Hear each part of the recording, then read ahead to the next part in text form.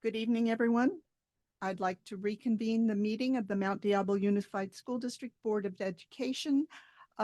This is June 25th, 2025, and it is now 6:02 p.m. First, we will have the preliminary business. 6.1 is the land acknowledgement. We recognize that the Mount Diablo Unified School District sits on the territory of the Confederated Villages of the Lasan, the ancestral and unceded land of the Bay Miwok and Northern Yokut, the successors of the sovereign Verona Band of Contra Costa County.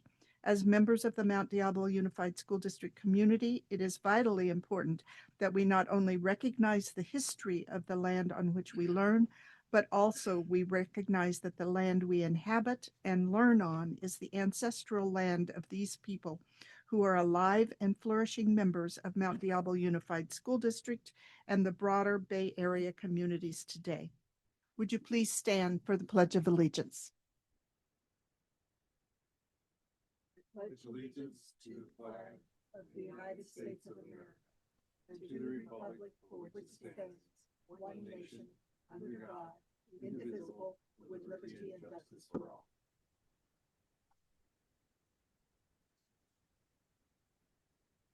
And I apologize, I forgot to welcome everybody, so welcome. Let's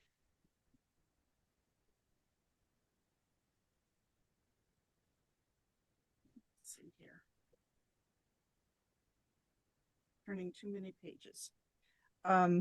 First, we will consider 6.3, the review and potential approval of minutes of the board meeting June 11th. Are there any corrections?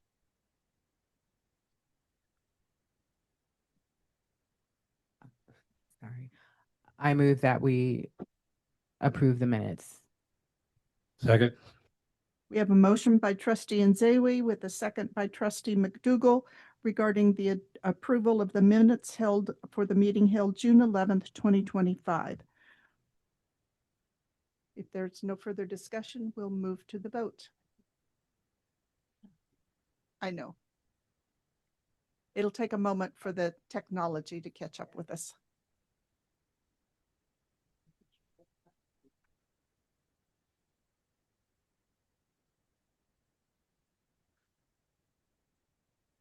We all need to make sure we've joined the meeting.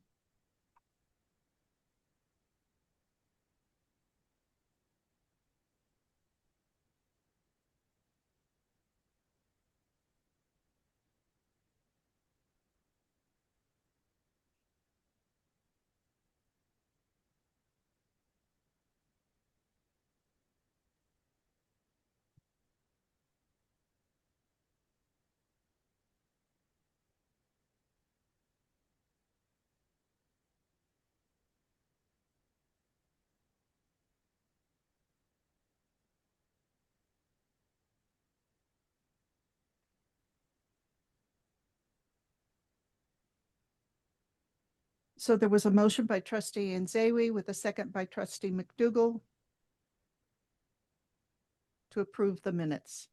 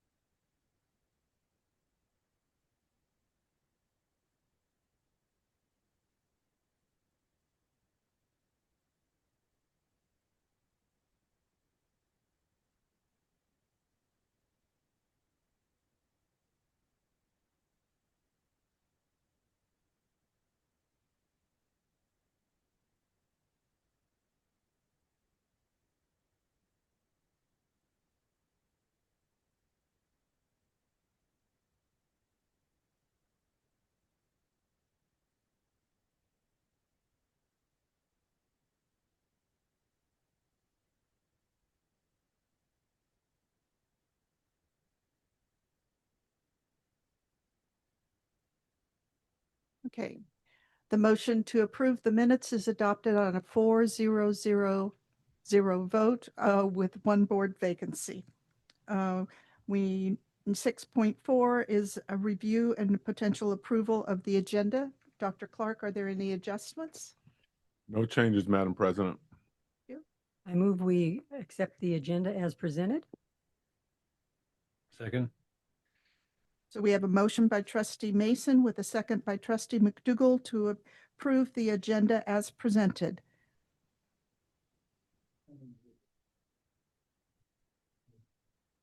And that motion is adopted on a 4-0-0 vote. Next item is 7.0 organizational meeting items. 7.1 election of the board vice president due to the resignation of a trustee. At this point in time, I will open the floor for nominations. I nominate trustee Deborah Mason. Okay, you accept the nomination? Are there further nominations? All right. All in favor of trustee Mason serving as the board vice president, please vote. Do we need to, do you want a motion and a second to make the system work?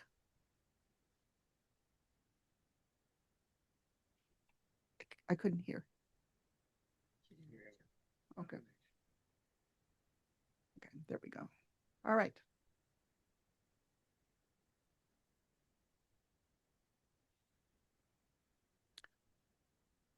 So congratulations.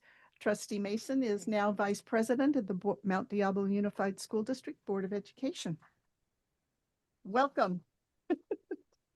It'll be exciting to serve with you. All right. Public comment. Oh, I'm sorry. First, we have to do 8.0, report out of items taken in closed session. So in closed session by a vote of 4-0 with one board vacancy, the board took action to approve the resignation of one employee per the separation agreement. Closed session by a vote of 4-0 with one board vacancy, the board took action to rescind the reassignment of one vice principal to another position for which the employee is appropriately credentialed for the 25-26 new year. I apologize.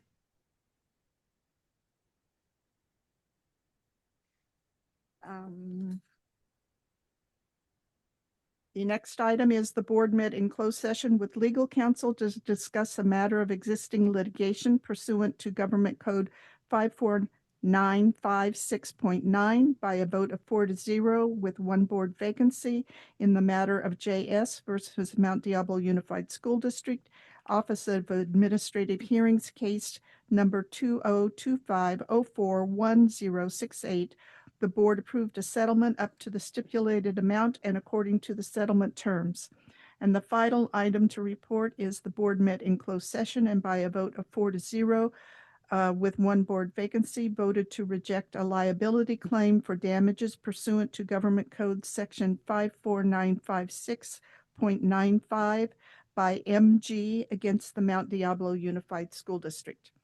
And then immediately prior to the closed session, the board met on a special meeting to receive information around the requirements for Title IX requirements, and it was a very informative session. So thank you. We'll move on to public comment. The public may address the board regarding any item not on the agenda, and speakers must submit a speaker's card to the board secretary. These presentations are limited to 3 minutes each or a total of 30 minutes for all speakers, or the 3-minute time may be shortened. All right, thank you. We have one card. I think it'll be fine. Our speaker is Kimberly Viana. Welcome, Kimberly.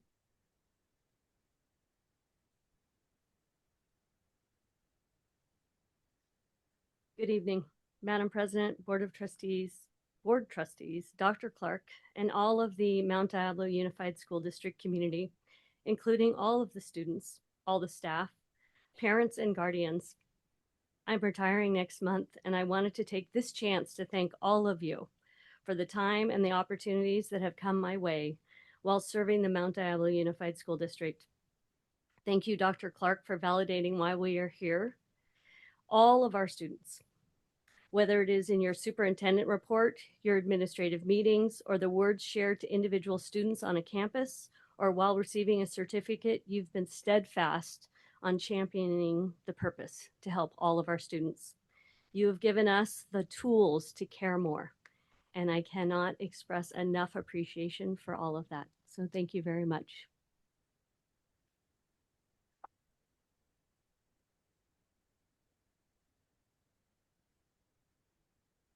Okay.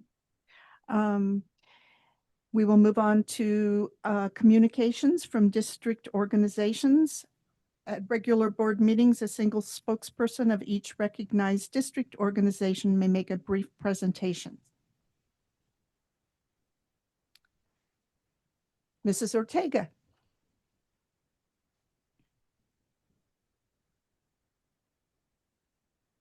I moved my spot. So I figured you were going to be looking for me. So good evening, trustees, Dr. Clark, members of the audience. For those who do not know me, my name is Linda Ortega. I am the president of the Mount Diablo Education Association. I would like to wish my Medea members a happy summer break.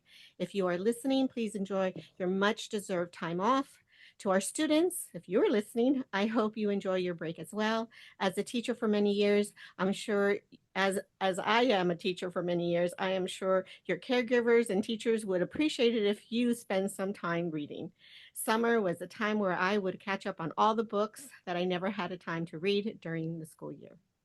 I also want to give a shout out to the Concord Art Association. They have informed me that they have awarded over 30 grants to many of our elementary and several secondary school teachers for art projects. Thank you on behalf of my members for your donations. In regard to the ongoing negotiations between Medea and the district, both parties have been engaged in mediation these last 2 days. I would also like to share that I have now witnessed a conversation involving the attorney that the district has hired to lead the district in their negotiations with Medea. What I witnessed was the attorney appeared that he had something better to do. He appeared that he already made up his mind that there was nothing more to say and was unwilling to listen to my bargaining team. I was very disappointed. Our Medea's bargaining team members are all full-time teachers, educators who are working over the summer, volunteering their time to make sure our Medea members get a fair contract. I would like to repeat, my bargaining team is not getting paid. Instead, they are giving up part of their summer break to do this work. I want the community and those listening to let that sink in. Our Medea bargaining team members are committed to do the work to settle a contract. On behalf of my members, I want to thank our Medea's bargaining team for their continued work. And I want to thank my members who are listening, who are taking the time off. We are continuing to do this work. Finally, with the continued unrest across the country and the world, I would like to suggest that we take some time to be kind to one another, especially our immigrant families, our LGBTQ plus community, and those who are suffering from any traumas. Thank you all and have a good summer. Thank you. We're ready to move on to recognition and resolutions. 11.1, Dr. Clark. Yeah, 11.1 is going to be taken by our human resources team, Mr. Sheehy. Good evening. Yes, tonight we have a variable term waiver, which provides applicants with additional time to complete certain requirements for the credential that authorizes service. The waiver request is made when there's not a properly credentialed person to allow more time for that. And so with this item, we do have one individual. Is there a motion? I move that we approve Board Resolution 2425-74 for personnel with variable term waivers. Second. So we have a motion by trustee Nzewi with a second by trustee McDougall regarding 11.1, which is the approval of a board resolution 24/2574.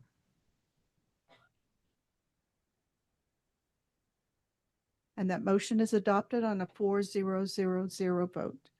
Yes, Thank Madam you. President, we now have item 11.2, Resolution 24/25-75, provisional internship permits. And Mr. Sheehy's going to take this as well. Yes, the California Commission on Teaching Credentialing is no longer issuing emergency permits. However, the commission replaced the emergency permit with the provisional internship permit, which provides applicants additional time to meet subject matter competency needed to enter into an internship credential. And for tonight, we have 8 individuals in front of the board. Madam Chair, I would move to approve Resolution 24/25-75 for provisional internship permits, and note that one of the people on here I hired when he was just out of high school. Second. So we have a motion by trustee Mason with a second by trustee McDougall on item 11.2, which is resolution 24/25 for provisional internship permits.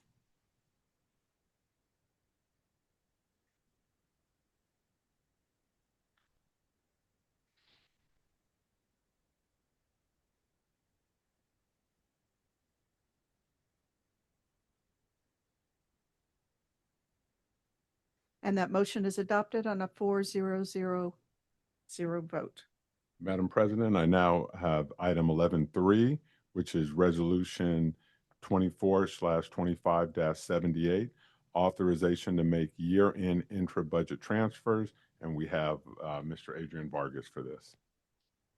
Good evening, Board.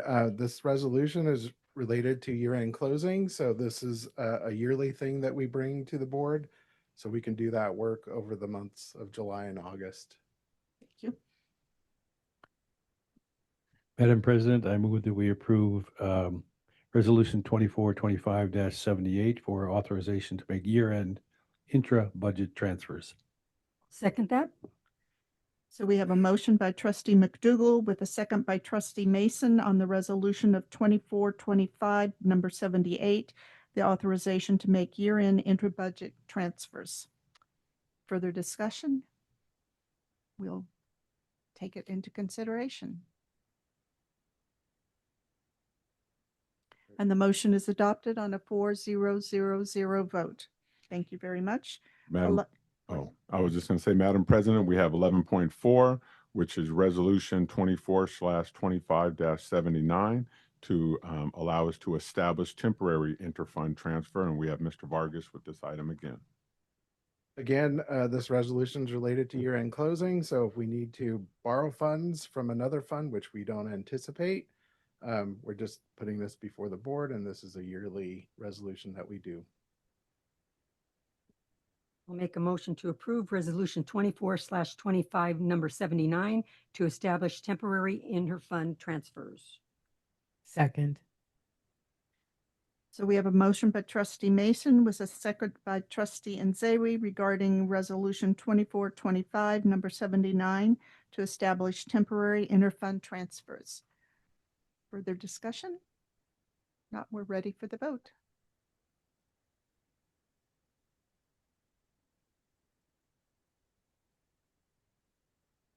And that motion is adopted on a 4-0-0-0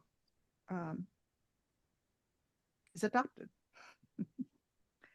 Public employee appointment, Dr. Clark. Yes, ma'am. We have one appointment this evening, and I have Kim Bayana is going to present this item as we bring forward the next principal of Ayers Elementary School. Hello. Madam President, Board Trustees, Dr. Clark, the Human Resources Department is bringing for the board's review and potential approval for the appointment of Jennifer McCullough as the principal of Ayers Elementary School. Jennifer is an experienced elementary school leader. Over the past 3 years, she has served as vice principal in the Pleasanton Unified School District, where she led initiatives focused on student achievement, equity, and school-wide systems of support. Her teaching background includes places from Seattle, Columbia, the Boston area, and San Ramon. She has served as a teacher on special assignment, both in the administration and as an English language arts intervention specialist. Her work is rooted in her commitment to supporting the whole child through multi-tiered systems of support, early reading intervention, and positive behavior intervention and support. Jennifer holds a dual bachelor's degree in elementary education and sociology from the University of Massachusetts Amherst, a master's degree in elementary curriculum and instruction from the San Diego State University, and completed her administrative credential program from Cal State East Bay. Jennifer lives in Concord with her husband, 2 children, and beloved dog Gracie. In her free time, she enjoys hiking the Diablo Hills, spending days at the beach, and traveling to visit her family on the East Coast and making memories with friends and loved ones. Jennifer is honored to be chosen to serve the Ayers community. And with that, I leave this appointment in the hands of the board. Thank you. Madam President, I move that we accept the appointment of Jennifer McCullough as principal of Ayers Elementary School. Second that? So we have a motion by trustee McDougall with a second by trustee Mason regarding the appointment of Jennifer McCullough as principal at Ayers Elementary School. We're ready for the vote.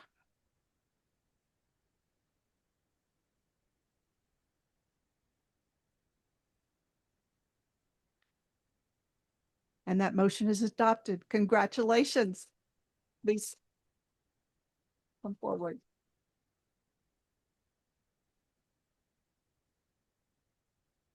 Please introduce your family. I see you have a crowd. Thank you. Dr. Clark, members of the governing board, and the Mount Diablo Unified School District community. I am deeply grateful and honored to be here in front of you today and to accept the principal position at Ayers Elementary School. I am so honored for the opportunity to lead such a wonderful school community. It's not without the love and encouragement of my family. My husband, John, and my children, Arwen and Ellie, are here with me today. We weren't allowed to bring Gracie per board policy. Thank you so much. I'm so grateful to be here, and go Bears. Thank you. Thank you.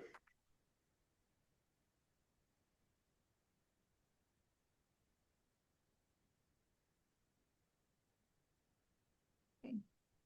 We're ready to move on to reports and information. Dr. Clark, 13.1. Yeah, so we're very excited tonight to bring forward a report on the annual update of it to the district strategic technology plan for 25-26, and also the AI initiatives for teaching and learning in MDUSD. So we have Mr. Vargas is going to introduce his team, and the team is going to take it away. I thought you were going to take that over, but so yes, we're doing an update on the strategic technology plan. And tonight we have Matt Rosso, our incoming Director of Technology and Innovation, and our outgoing Director, Robert Sidford, along with Aaron Vallejo, our Educational Tech Coordinator. So they will do the presentation.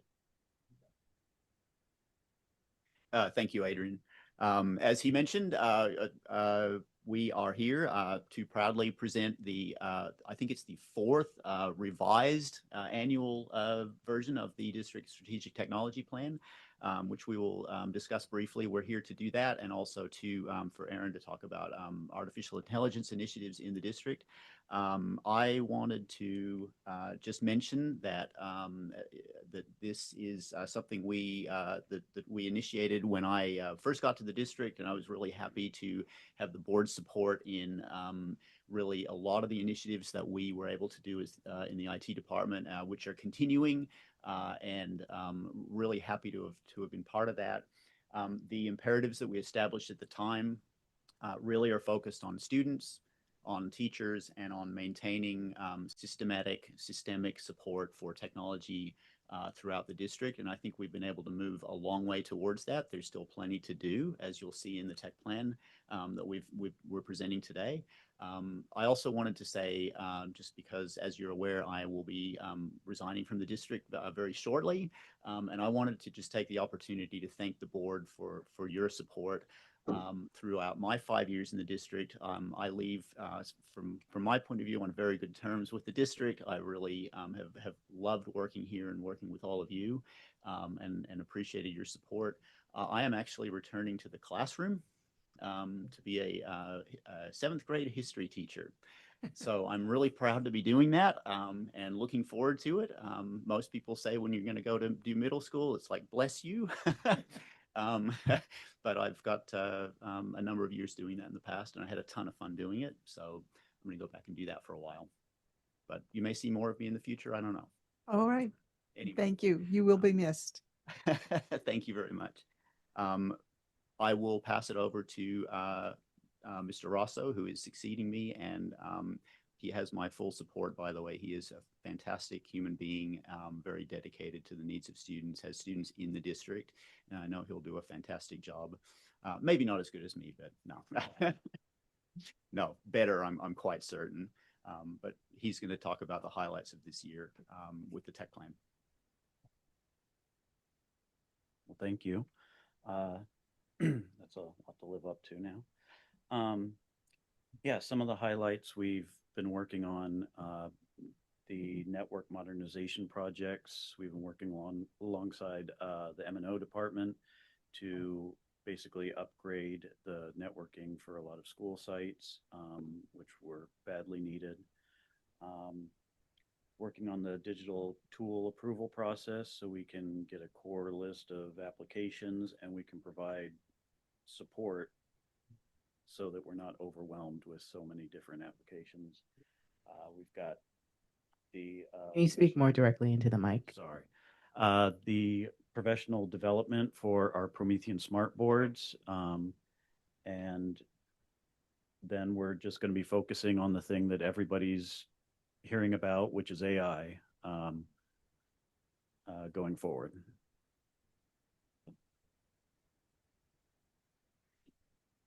Good evening. We felt it was necessary, even though we have a lot of language in our strategic technology plan speaking about digital tools, to specifically call out AI, because it is a very trending and very important aspect of education that is on a lot of people's minds. And so we do have a new action step that we've added to the strategic technology plan, specifically calling out AI to ensure that we are making AI available to our students and to our teachers in a safe and educative way. We have, in order to provide that framework and structure for our teachers, we do want to look at the different platforms that are being offered. Specifically, after going to, I've been working with AI for a really long time with EdTech, and I've gone to a lot of conferences when it was sort of this gray area and not very well defined to where it is now, and it's moving quickly. And Brisk and Magic School AI are both education specific AI platforms that have kind of come to the front. We are piloting paid versions, the full robust version, district wide through December of this coming school year. We are focusing on professional development so that our teachers feel comfortable using it for their own purposes, but then also instructing our students on how to use it in safe and educational ways. And then we're going to be doing a lot of surveys to get some feedback and some information from them.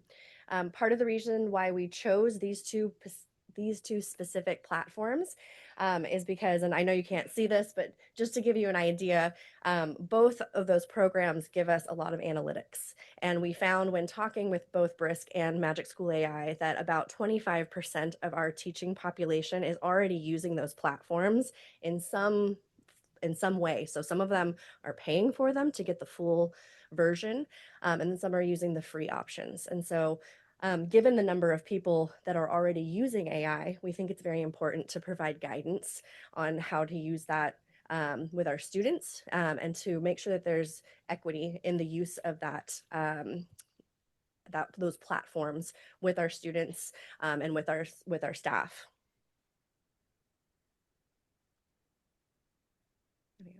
So Magic School is a website.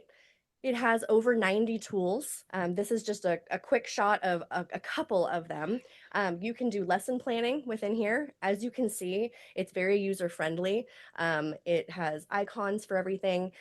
It does have a chat bot just like ChatGPT, but because it has that educational lens, it's more focused on giving educational feedback versus just ChatGPT, which goes out and pulls from all over and does not have that educational lens. It also is customizable. So we as a district are able to customize those chatbots. As you use these, so as a teacher is using these to make a lesson plan, instead of it just being an open chatbot where they can just put in the prompt, it scaffolds that prompt. So it asks them what the grade level it is, it asks them what the standard is or what the objective is. And so it kind of helps in a way to help them build the prompt in order to get a really strong response, rather than having to do multiple iterations in order to get where they are. There are also teacher-facing tools, which we can, again, customize for the district so that they're aligned with our LCAP goals. And then there's also student-facing tools, and these can be provided to students as necessary for a particular activity that they're doing, or if they need additional supports. So if they have an IEP or if they're an emerging multilingual learner, and they need a little bit, they need some extra tools to help them to accommodate them, then those can also be made available through the AI system. And just to call out, it does lesson planning. You can also create your own images. You can have it write your own short stories. It has sentence starters. It has behavior intervention suggestions. So there are lots of different ways in which all of the departments within our district could utilize it. The second is Brisk Teaching. This is a Chrome extension. So it works and lives within Chrome. It is more teacher facing in order to provide instantaneous feedback. That feedback can be customized. It can be student-based. It can be based on a rubric that a teacher creates. It could be based on a particular standard that they are working on. And so as a teacher from secondary perspective, I saw this and it changed my vision of how fast and how easily I could have it help my students to grow as writers. Also, because it lives within Chrome, anything that it accesses online can be used. So there's a level changer. So if, for instance, you find an article that needs to be made available in a different reading level for your students, it is right there in the browser and can be done with the click of a button. Same with translation. And it also will watch YouTube videos and create quizzes and lessons based on those videos. So it's a great tool as well. In order to inform our decisions as we are looking at the AI platforms, we are going to be collecting a representative group of admin, of instructional staff, community members, teachers, in order to get feedback so that we can provide information and recommendations as we move forward to support our teachers and our students. So we will be collecting surveys, testimonials, and then also working with the student advisory committee in order to get their input as well. The task force, the main priority is to analyze the pilot progress to identify what's being used effectively, what is missing, where we can make it a definitive decision on what might be best to support the students. And then also just make sure that we are aligning with our goals as a district and making sure that we're aligning with our strategic tech plan, our digital citizenship, and then overall the technology scope and sequence. So having them go through that survey data to make informed decisions to support our teachers and students. And with that, thank you, Erin. I appreciate that. With that, we leave the plan in the hands of the board. We would like to ask for a motion for that to be approved as the plan for next year. And we're happy to entertain any questions or suggestions or input you have to the plan or on the AI initiatives. I just have a comment for you, Robert, because I remember when you first came and you had this huge plan and about 50% of it I understood. And I asked at that time, are you going to keep coming back and updating us? And you have. And I kind of even understand what we're doing now. So I really appreciate that you stayed to your word and kept coming back and letting us know what was going on. So thank you. Yes, it's very true. my gosh. I would just thank you for all your time here because you came in the thick of it in the beginning of the pandemic and trying to get tools into every child's home that needed it. And you did that, like despite any bumps or bruises, like we did that. And then the next year to one, and the years following for each grade, however it worked. I don't remember now, but I just know we've had a Chromebook at home for 5 years almost. So that's amazing. And I just really thank you for your vision and your leadership in doing that. Thank you. I just do want to add one thing to that. And you see members of the team here, the IT team, and that's the thing I found when I came here is the IT team is a phenomenal team of people. They are so focused on students. They are so focused on the needs of teachers and staff, and they are out there every day. A lot of the folks are in the back room there doing things you don't see, and I don't understand a lot of either sometimes. But they are a phenomenal team, and they are in really good hands with Matt here moving forward. So thank you for everything. Well, I look forward to hopefully being able to observe some instruction using AI. So I hope maybe we can arrange a site visit at some point in time for board members because I'm not sure that even parents understand what will be happening, and it's important for us as board members to observe it. I've also attended conferences where there were presentations about AI, but it's not the same as being in a classroom and seeing how it's being used. So, but I'm glad that we are addressing this and moving forward with it, especially if 25% of our workforce is already using some component of it. I just, again, Robert, I just want to thank you, of course, for your service and what you've done with the department. I also just want to really call out this strategic technology plan that I remember you presenting it to us when we used to have to meet next door and things like that. And I just appreciate the fact that it's a working document, right? As things change. When this first came about, we were not discussing AI at all at the school level, and so to sort of be responsive to that need. And I am glad as a district that we are not running from this, that we are embracing it, and that we're going about it the responsible way. And that's how we have really addressed technology under your leadership. So I just appreciate that. And again, I'm very proud of this technology plan that we have. Robert and I spoke at length today just about some of the things that have taken place over the last 5 years, and it really has been pretty amazing what's been accomplished. So thank you. And the team that's been involved with you all this time is a robust list of individuals that I recognize. Are we ready for action? I move to approve the annual update to the district strategic technology plan covering the 25-26 school year. I'll second that.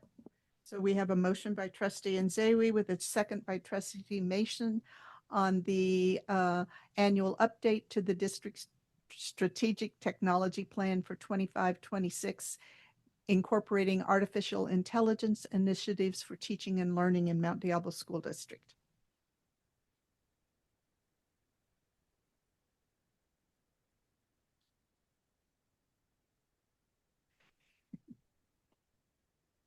Here we go.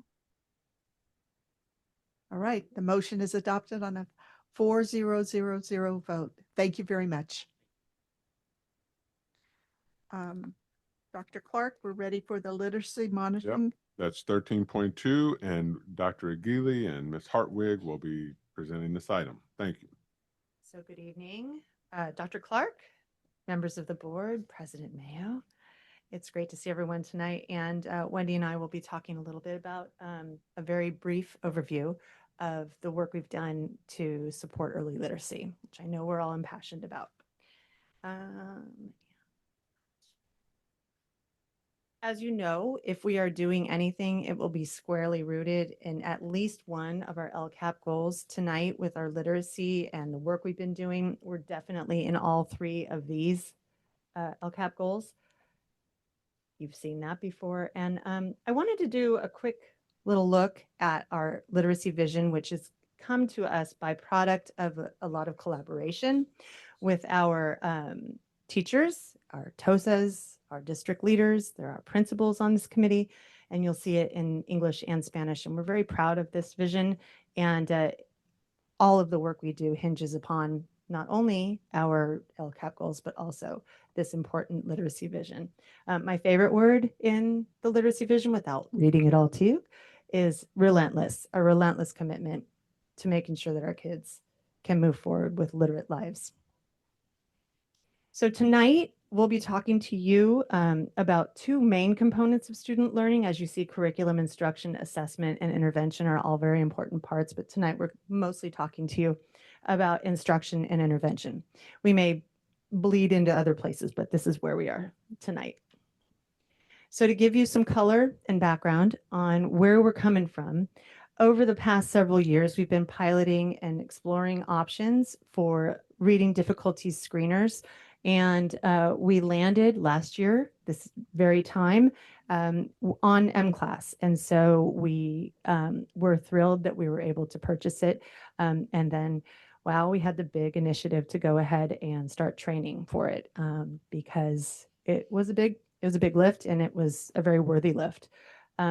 So just to give a little bit of the language around, it can get confusing with screeners and diagnostics and assessments.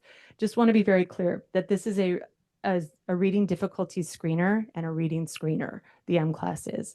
And the M-Class is the platform, and it's a product of Amplify. So you might hear those interchangeably, but I want to make sure we don't conflate and that we're very clear when we are messaging what's happening and what we're using for these K2 and soon to be 3-5 students. So M-Class is the platform. DIBBLES is the actual content of the assessment. It was developed by the University of Oregon and their scholars up there. And so that is the actual content. And then we have Lectura, which is the Spanish version of all. So we also have the Spanish language arts. And then in December of this year, the CDE put out their approved reading difficulty screeners list, and it will be ensuring that all students get the proper screening and we know where students are so we can act appropriately and apply the resources and the targeted instruction as we need to. And of course, M-Class is on that list. It's a very short list. So you are going to now learn a little bit about how many teachers we trained this year. It was a lot, and it was again a very worthy lift, and it came with a lot of time and effort on a lot of different people's parts. But just wanted to say that these are the people that we comprehensively trained in M-Class itself, and it's mostly at the beginning it was the K2 teachers, our psychs, our elementary site admin, MLL support teachers, intervention teachers, reading specialists, SDC teachers. So it's very comprehensive, breaking down silos, lots of different departments working together for the one common outcome that we're looking for, which is high levels of literacy for all. It's never enough to just train in the assessment or do the assessment. We've got to apply the targeted instruction. So we launched into a similar effort, which was a comprehensive teacher training, unlocking language and literacy, the science of reading, and Wonders, which Wonders is our core curriculum. So it's a nice blending, and it's the same. It was the same teachers being trained. So key features of M-Class DIBBLES are the benchmark, which is just basically the assessment itself. And there's a beginning of year, middle of year, and end of year to monitor student progress. And then progress. This is my favorite part, other than the Home Connect reports for President Mayo, of course. The progress monitoring is basically a shorter window between the beginning, middle, and end of year windows. So that's where the place can come in and really give the more targeted instruction. And I think that that is actually where we're going to be exploring and going much deeper next year in the year to come. So the instruction is a really handy piece for the teachers. It allows teachers to basically read a report and find out who the students are, and the system groups them. And they can also apply lessons, print out lessons, and teachers can go ahead and use those to apply targeted support. Finally, the Home Connect reports. These are really, really great. And the Home Connect reports, they create parent letters, and you can share how the students are doing and the progress they're making, and then also even apply with little lessons and things that they can do at home. So it's a very good thing. So here's for the exciting news. I will say that beginning of year, middle of year, end of year, that's the regular way that we roll out the 3 assessments. We always want to see the red and the yellow go down, and we want to see the blue and green go up. This will never be enough. It will never make us completely happy, but we are glad and pleased with the results of where we are going. The middle of the year got a little dicey, and we were wondering, what's going on. So to explain very briefly, we liken it to the national norms making the test harder as students go from beginning of the year to middle of the year, because the student is growing, and so do those national norms. So it's not static at the beginning of the year. You're not going to get the same test at the beginning of the year that you will at the end of the year. So it's almost likening it to like the goalpost gets pushed back a little bit. So just wanted to make sure that was clear. But these are good results in terms of where we want to be going. And those are both the same sets of data. They're just 2 different ways. And this is just more information I'm going to move through quickly. We used some more data, and it was feedback from teachers. We took that very seriously. Erin DeMartini, Director of Elementary, took that very seriously and wanted to make sure we were responding to teacher data. And these are some of the reports that they found to be most helpful. And this is what we're going to be moving forward with and letting it inform the decisions we make.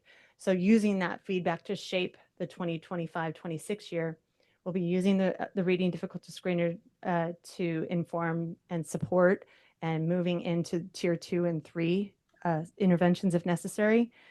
Also that grouping for instruction, which we talked about with the progress monitoring and shorter windows with targeted instruction, and then aligning assessment data with curriculum and report cards so that everything's kind of talking to each other. Then we are talking about additional ongoing support, and the continued implementation is going to ensure that all teachers have what they need, and students also get that because their teachers have it. We're going to be doing the regular progress monitoring and hitting and training that pretty hard so that we can target on smaller windows, and then ongoing training and support to use the resources that we already have.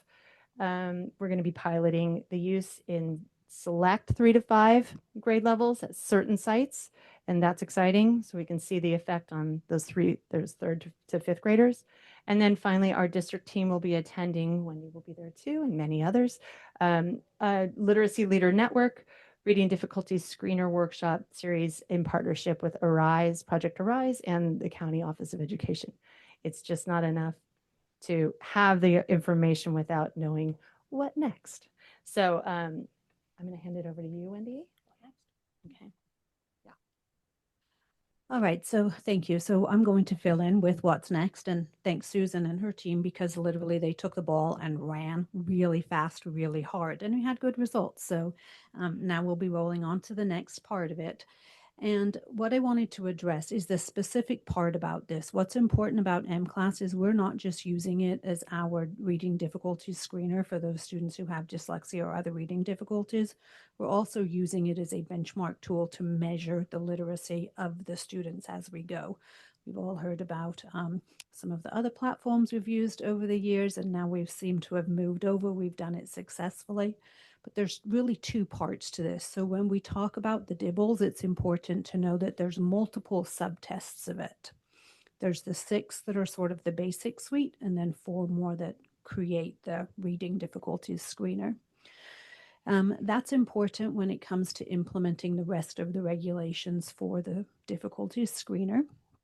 And so, for example, on the left-hand side is the actual education code, but I've summarized it for you in the blue. You're welcome. And really, we need to pay specific attention to our students who are becoming our multilingual learners and how they are using this tool so that we don't over-identify them as having reading difficulties when it's just simply a language acquisition, much as we do for children who have IEPs already. And then as we're also required to share the information out for parents, we will be sharing information out about how that language acquisition can impact reading. And again, we talked about the different subtests, like I mentioned, and students with IEPs are exempt from the mandatory screener, which makes sense. If you already have an identified eligibility as a child with a learning disability, you probably don't need a screener to tell you that you may be at risk of reading difficulties. However, we still expect all of our children to continue to make progress in reading at whatever rate is appropriate for that child with that level of disability. So we will continue to do that first monitoring test, those basics with them, and then continue to follow the rules so we can make sure that those children are getting the instruction that they need in becoming more literate. Again, we will be giving information to parents regarding opt-out as required by education code. Again, parents can opt out of the dyslexia reading difficulties screener part of this, but we will still be participating in that basic progress monitoring for the students. Again, we've talked about the parent portal and what that will look like. They'll be informed of this every year when our parents come back to school with their children. They have to go into Aries and complete a whole suite of paperwork and data validation, we call it. That will be where that information is found. And also now through our system, we can share confidential documents as attachments. So they'll be receiving reports that way too throughout the year. And again, we will going to be using this for instructional purposes, and the state has identified some of the ways that we can support the instruction of the students, again, including additional progress monitoring, intervention, small group tutoring, et cetera, et cetera. And those are the things that are already in place by Susan's team, and we're continuing to expand upon. The only other piece I wanted to touch on here is that I always find it ironic that they say that this cannot be used for any high stakes purposes, right? Such as teacher evaluations, English language learner reclassification, eligibility for special education. To me, there is no greater high stakes purpose than kids knowing how to read. So I find it a little bit silly, but I have to include that in there. And then I just wanted to include my perspective on it. And so in a few minutes, you'll be hearing about reclassification criteria. And so that's why we really wanted to clarify about the different subtests and how each one of those will be used. So we're looking forward to continuing to roll it out and expanding on our program and improving literacy across the district. And I'm happy to take any questions. Any questions? Thank you for the excellent report, and we appreciate all the hard work that's gone into this. I know it's been a long journey.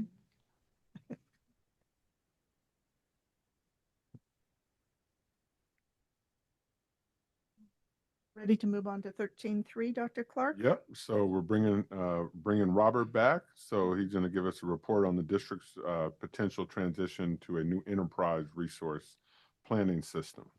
So we got the team back. Yes, you thought you were done with Robert, but he has one more presentation. So Robert and I will be talking about the work we've been doing on transitioning to a new ERP system. So with that, I'll turn it over to Robert. Thank you again, Adrian. This is going to be by far the most exciting presentation of the evening. Enterprise resource planning is definitely a thing. So no, it is actually, we're really pleased to be able to present you with the progress of our ERP planning committee that has been meeting since January. And so I wanted to share this with you as a, well, Adrian made me do this anyway, so I'll say it like that. But basically, enterprise resource planning, ERP systems, Business Plus is our current ERP system. These are the core systems of the district. These are the things that do our, that allow for us to do appropriate budgeting, accounts payable, receivable, payroll, many HR functions, position control, stores and inventory, all of these really core things that are so exciting to anybody on the outside, but so critical in terms of making things work, paying our employees, all of these things that On the outside, you just see happening, but there's a ton of stuff behind the scenes to make this all happen. So this is probably, if you had to say anything, this is the most critical system that we have in our district. And so the decisions around how we proceed with the system that we have versus options is a very important decision. And so Adrian tasked me very early this year with leading a group to explore our current system and make recommendations on how we move forward with that. So we're here to present very briefly that today. And I know that the work will continue in my absence, and we'll be making some really good decisions for the district moving forward.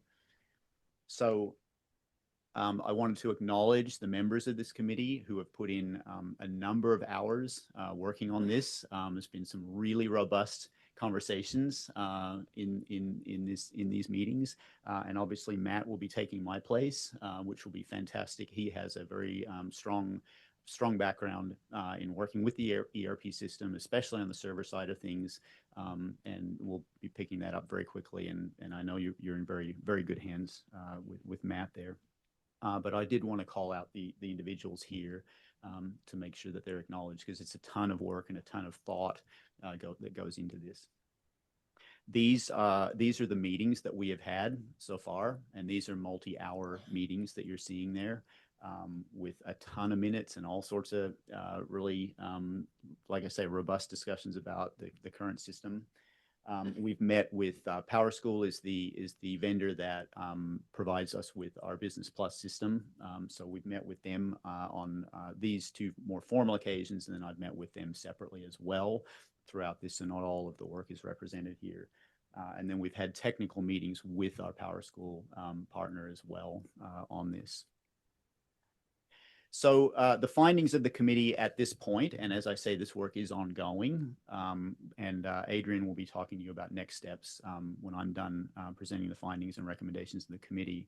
But just to kind of go over this, and I won't read all of these, of course, but we have found sort of across the board that the committee determined that we have been experiencing significant and ongoing issues with our Business Plus product.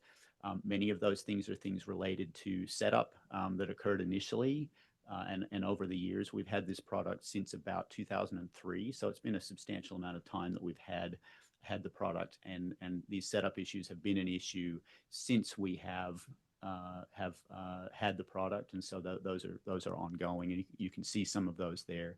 What I've done is we've included the impact of those issues there. Again, I won't read off those, but a couple to call out there. That last bullet there. Heavy reliance on manual workloads. That means that instead of a system doing something, those things are creating paper processes or spreadsheets, those sorts of things that really ideally would be done within a system rather than exporting data, manipulating the data, and then putting it back in.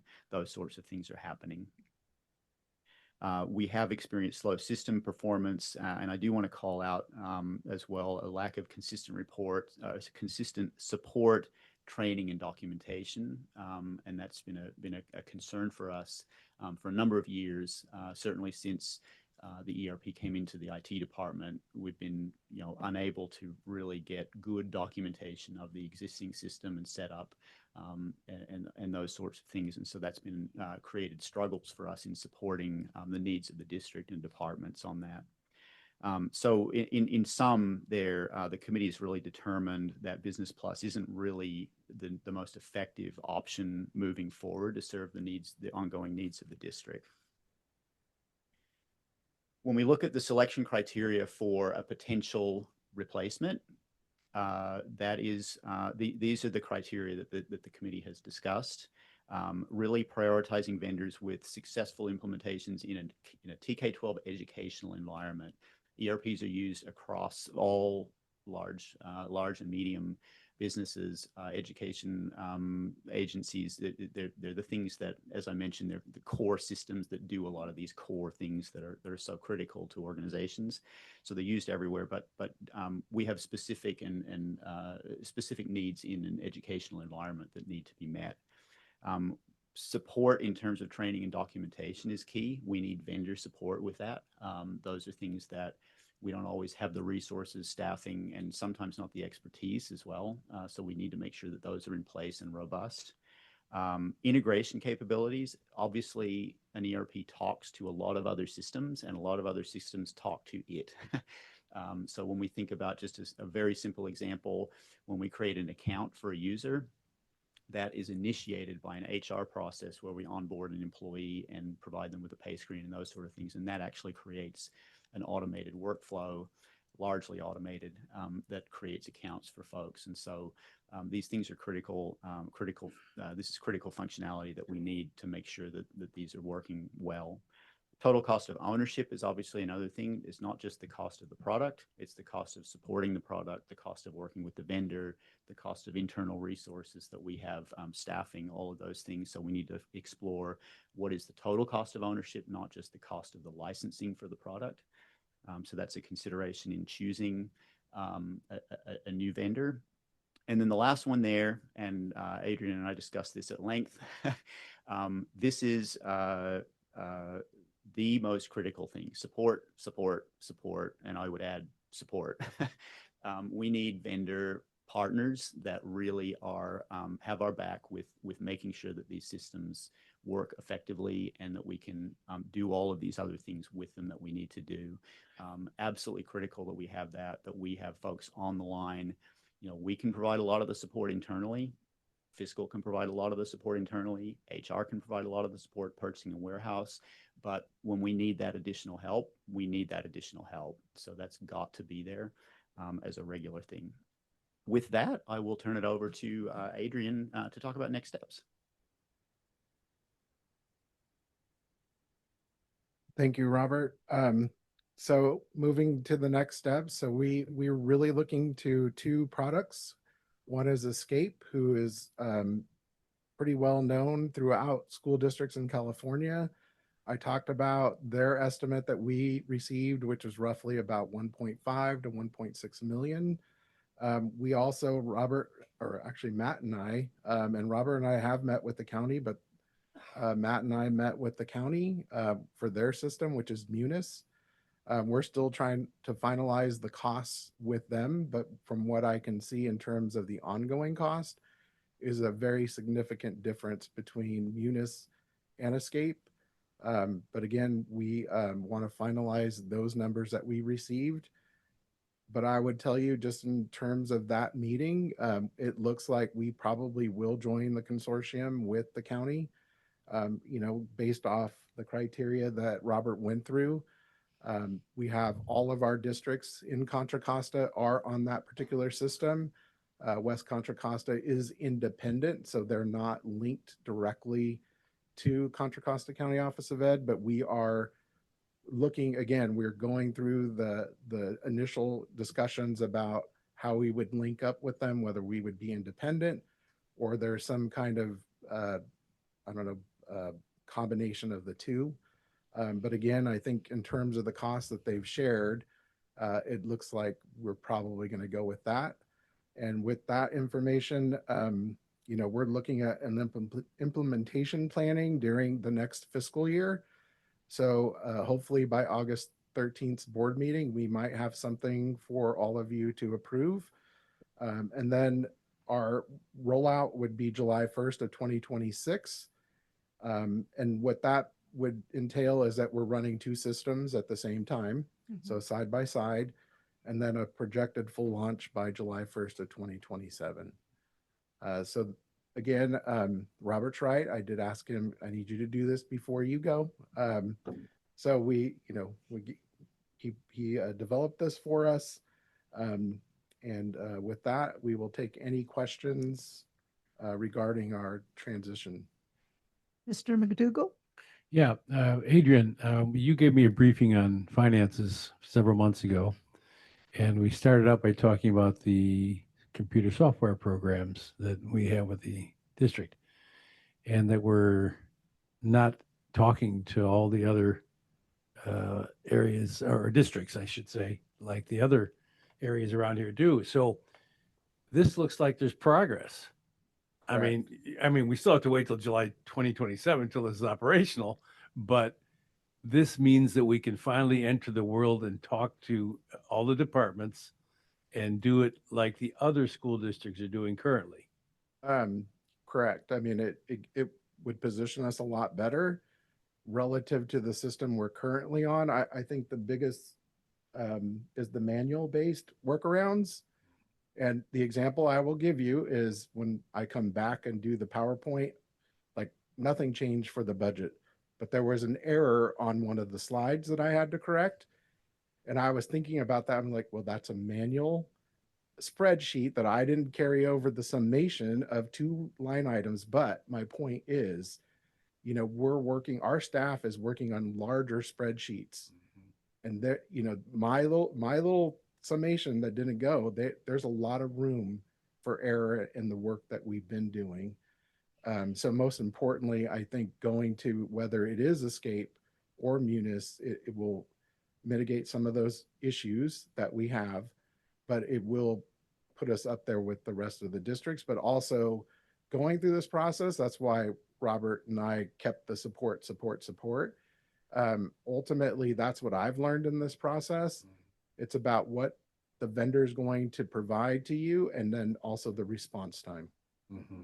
And that's why probably that's the most important aspect of choosing a new vendor, because most vendors, they're going to give you what they give you, and then you're going to have to work with what that system provides. Okay. So it's down to these last two, this Escape and Munis? Munis. Munis. M-U-N-I-S. Okay. And you think you can make a decision by August board meeting, you think? Correct. On one or the other? And really, it's going to come down to the county office, just kind of sharing their consortium agreement, running through that, what we're agreeing to, and then also finalizing the cost. Okay. I wish you success on that. Thank you. So it appears that the providers are, what do I want to say, talented and available to help with, and I'm not going to say this intelligently, provide updates to the software when there's changes in the SAC system that's required for reporting, all those kinds of things. Correct. In the system. Correct. So that'll be good. And again, Robert talked about the criteria being built to handle TK through 12 environment, and these 2 products do that. Again, I think I've mentioned Business Plus. We're one of 2 districts that remain in California that are on that system. Thank you. Any other questions? So with that, I would like to take the opportunity to thank Robert for all of the time he's been here, and I've been working with him for 2.5 years. Going through his recruitment, it's kind of, I didn't realize all of the work that Robert has led in the district, but when I went through the recruitment, like I started, asking all the questions, and it's almost like if you take for granted the things that are being done really well. And but I just want to thank Robert for all of his time and all the things that he's done for us in the Mount Diablo community. So I don't know if you had any more words you wanted to share. The only thing is I, of course, neglected to thank my supervisor, Adrian, who has, and I'm feeling bad for that now, but he has been an absolute incredible support. He trusts his leaders to lead, and it's been a really refreshing opportunity for me to work with him, to be in an environment where you are trusted and rewarded for the changes you want to try to bring to the district. And so thank you, Adrian. Thank you. Right. Thank you.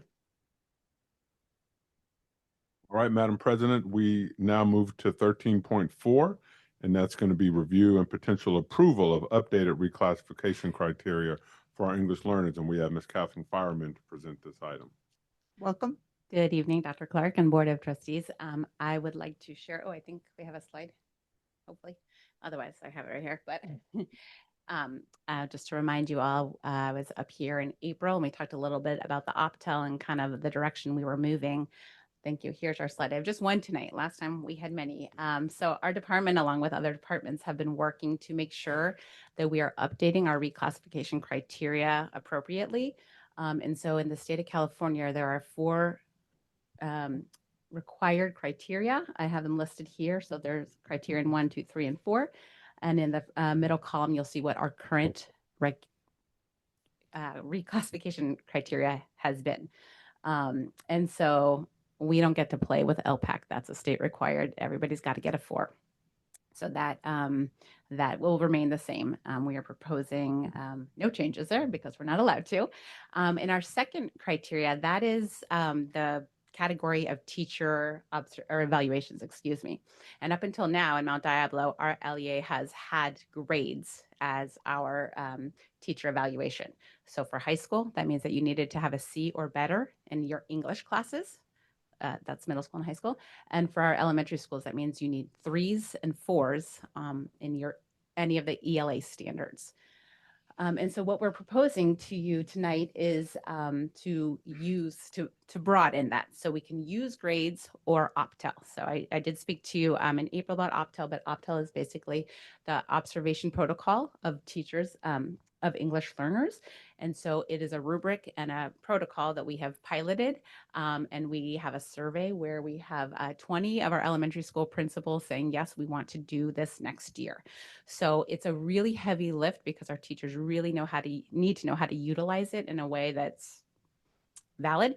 And so we are asking you all to consider having grades or Optel. We'll take the best of either one so we can help our students reclassify.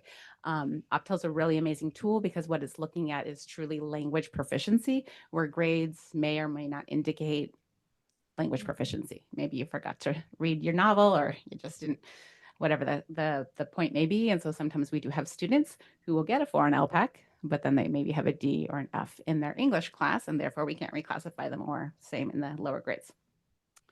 Our criterion 3 required by the state of California is also parent consultation. In my 4 years in this department, I have never once come across a parent who does not want their student reclassified. So that's pretty standard, and we're not going to make any changes to that. So when we see that our kids hit all the other criteria, we call and we say, we're very excited to let you know. We want to make sure you're in agreement.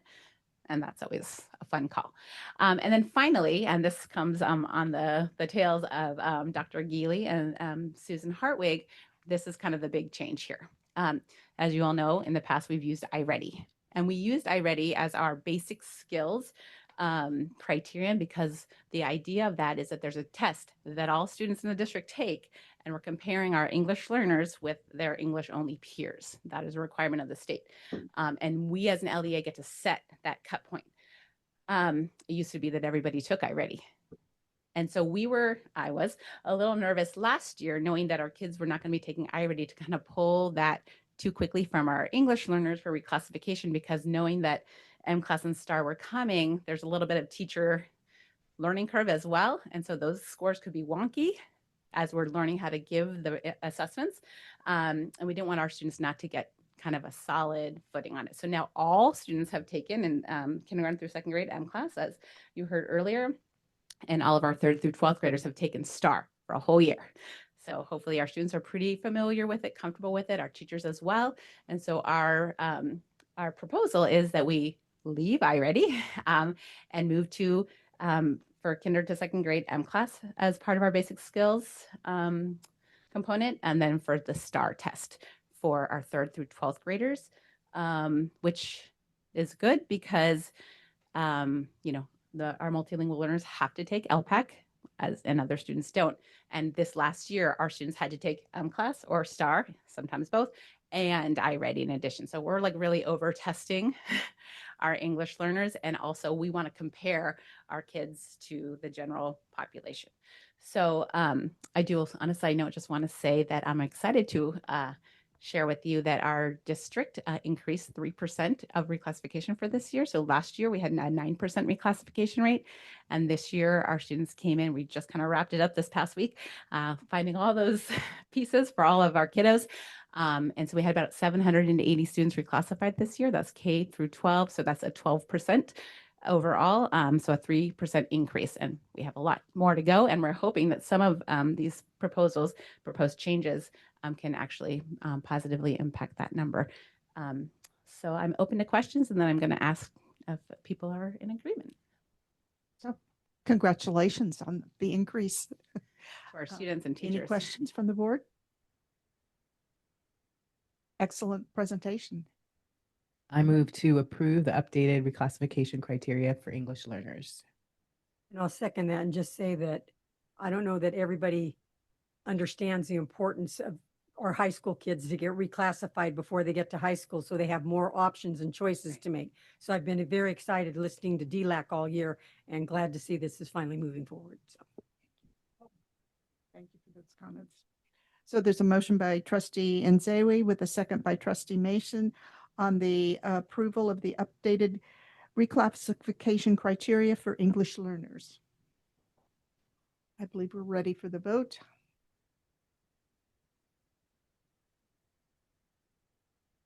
And that motion is adopted. Congratulations. Thank you. Okay. We're ready for board member reports. Trustee Nzewi. Have a great summer. I saw you at Juneteenth. Oh, yeah. Well, yeah. I feel like I was there. That's my town. I was there for that. Okay. I mean, I was there and supporting students from College Park with a booth. It was great. Met the new principal. He's cool. Kids seem to like him. He chatted them up forever. I know they were thinking, will he just leave? But that was a great community event last Thursday on Juneteenth. Thank you. Okay. Trustee McDougall. Thank you. Let's see. I attended 2 webinars produced by Leadership Institute for new board members, which I am. So it was very useful to talk across the country with board members who are in a similar state and talk about frustrations. Maybe we can get learning curve better. And so those are 2 meetings like that I've attended the last 2 months and on a webinar. And then June 21st, last Saturday, was the longest day of the year. I always enjoy that. I hate it because it means the days are going to be getting shorter now.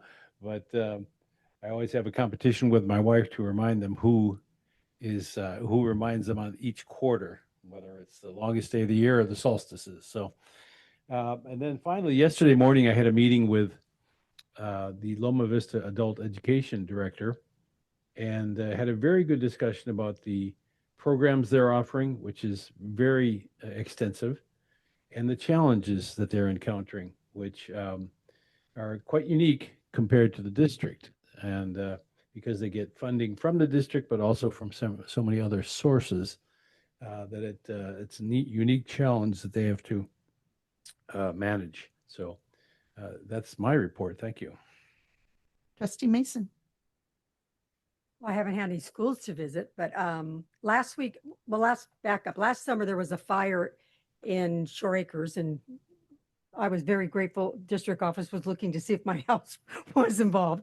But it occurred to the residents that live in Shore Acres that if there's a fire where you can't go up Driftwood Drive or go out that part of town, we're not getting out, because the people just trying to come home from work to see if they needed to evacuate had backed up Port Chicago Highway. So I'm also on a community committee called the Bay Point MAC, Municipal Advisory Council. So we happened to have someone from Motco come to our meeting. And I said, if there's ever a fire, particularly when our kids are in school, we're not getting out. Is there any way we could work with you that if that were to happen, you would open the gates and let us go out and around that way? So they said they'd consider it. And we had our first little practice on June 17th. So we wanted to try to get the school buses involved, but it's the military and there was so much paperwork. But the good news for Bay Point is if there's ever an evacuation, and it's not like if it's an evacuation, you automatically go to the gate and wait. You wait till you get the call from the county on your phones, and we will be able to have another route to get the kids safely out of all those schools that are right there off Pacifica if there's ever a fire that does not allow us to exit via Driftwood. So that was my little homework, and it looks like it's going to work out. And I'm sure no one from Motco is listening, but if they are, I really appreciate their being open to it and leading us through. It was kind of scary because we had to have our cars checked and you had to just drive and follow them through, which was kind of nostalgic for me because I remembered when you could always drive through because it was an open road. But anyway, it looks like we made progress and hopefully made our kids a little safer. Well, thank you for your community action and foresight in that regard, because it's important to have those separate avenues. Let's see, find my glasses. So on June 16th, I attended the Contra Costa County School Board Association election meeting, and I'm happy to report that Demetrio Gonzalez Hoy from West Contra Costa Unified School District was elected as president. First vice president of programs is Annette Lewis. Second vice president of legislation is Sarah Butler.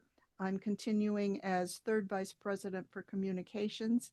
Secretary is Stacy Swepp from Acalanes Union High School District, and treasurer is Yolanda Mendrick from Liberty Union High School District. So we will be providing a survey to board members on topics that you would be interested in having presentations on during the year. Usually there's two, one in the fall and one in the spring. And then there's usually the introduction of the governor's budget in January and then a May revise report. So there might be 4 meetings next year. On June 18th, I attended the budget advisory meeting, and there was a presentation and discussion on the 25-26 budget that we're going to be discussing later. And 5 members attended, and there are still some vacancies to be filled. So please promote interest in regards to the Budget Advisory Committee. June 19th, I was there for a few moments, and Trustee Nzewe didn't address the fact, or at least I didn't hear it, that her daughter also was one of the evening performers. So you must have been very proud when she was performing. And I want to congratulate Horizon Center for Independent Study, Crossroads High School, and Prospect High School for receiving a 6-year WASC accreditation. That's something to be very proud about. All right, Dr. Clark. Thank you so much, Madam President. Just a quick couple of thoughts tonight. No presentation. I want to thank our elementary, our middle, and high school principals for the last week. Almost all of them came and presented a PowerPoint to myself and some of cabinet, and essentially they had 15 minutes to share the story of their school for the year. So I wanted to hear specifically how they were meeting the needs of all their students, and both academically and also with social emotional learning. So the way that looks is academics. We looked at English language arts and math. And then for social emotional learning, we looked at chronic absentee rates and suspension rates. And then also many of them rewrote their mission and vision for their schools and during a collaborative effort. And it was just very engaging to hear just all of the things that are taking place out at our schools to meet the needs of all students. And so I was very, very pleased with that, very, very impressed with a lot of the work taking place. Our state testing data is not official yet, but they were able to share some of their unofficial data. And we have multiple schools that have shown growth in both ELA and math. I actually sent that chart to the board today. Unfortunately, we can't share that yet with the public, but when the state does release that, I will be sending home a parent square so every single parent can see where their school was last year and where they are this year. And then they can go and have conversations with their student's teacher, with the administrator, and find out what contributed to the growth or why there wasn't growth and what the school has planned to address that. So very pleased with with a lot of the progress that we're making throughout the district. I'm happy to say that all of our middle schools so far, except one, showed growth in both ELA and math. Middle schools get the special prize. They got the golden star. High schools did very well also, and elementary schools did well also. So, but I'm going to be sharing that with the entire district so everyone can see where their school landed and where they are. Uh, President Mayo shared about our WASC accreditations. Also, we received notice about Olympic as well.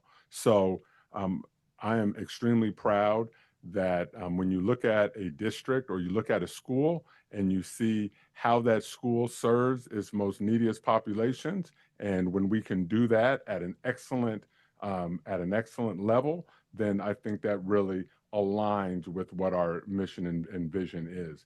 We all attended the graduations, and so we know that we have students who are attending, the UC schools, state schools, the privates, Ivy League schools, things in that nature.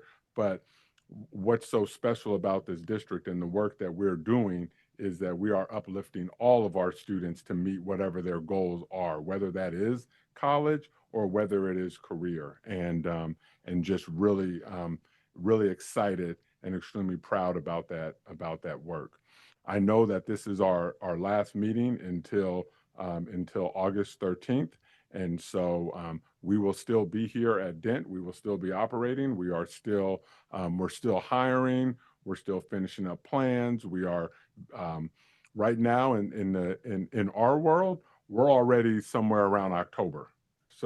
So we really don't get a summer, and we go right back into welcoming back our administrators on July 21st, and we will convene all of our administrators over at Mount Diablo High School on July 23rd. You all are invited to that, where I do a state of the district to a gym full of our administrators, and all of our departments are out there, and we go through trainings for that day. And then as the weeks go on, we will have a whole menu list of different trainings and welcomes that we do, and we will make sure as we're finalizing that we send you all a copy. You're not required to come. I know it's technically your summer, but you are always invited and always welcome. And then just in closing, I again just want to give thanks for your leadership, for your dedication, for really setting the example of how a functioning board works.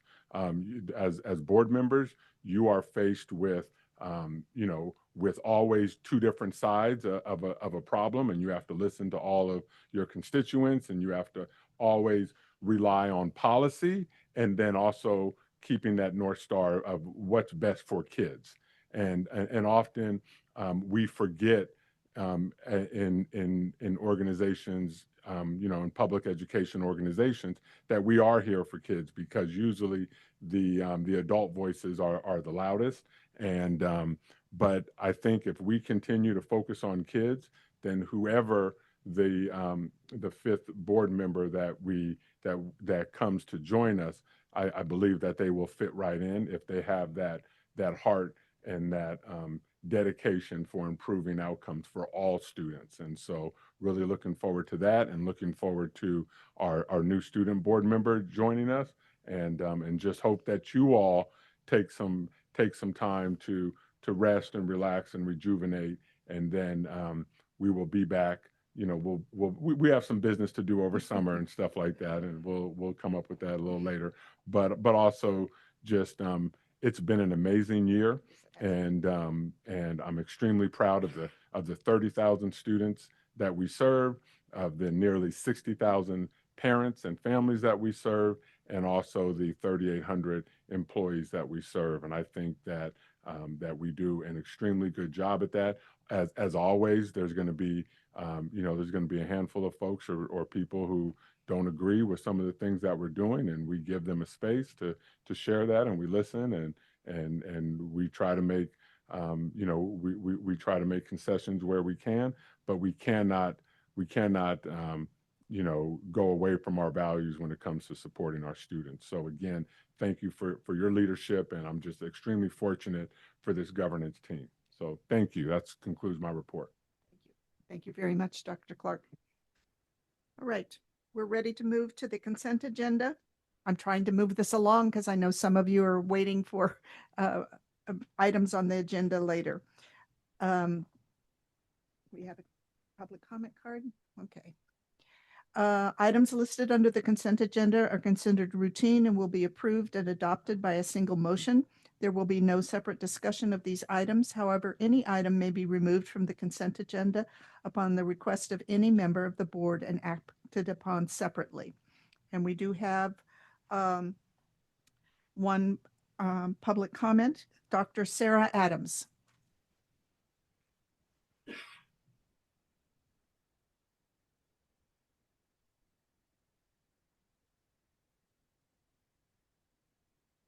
Good evening, board. I'm actually here representing a student I'm here representing a student. This is the mother of the student and MD USD.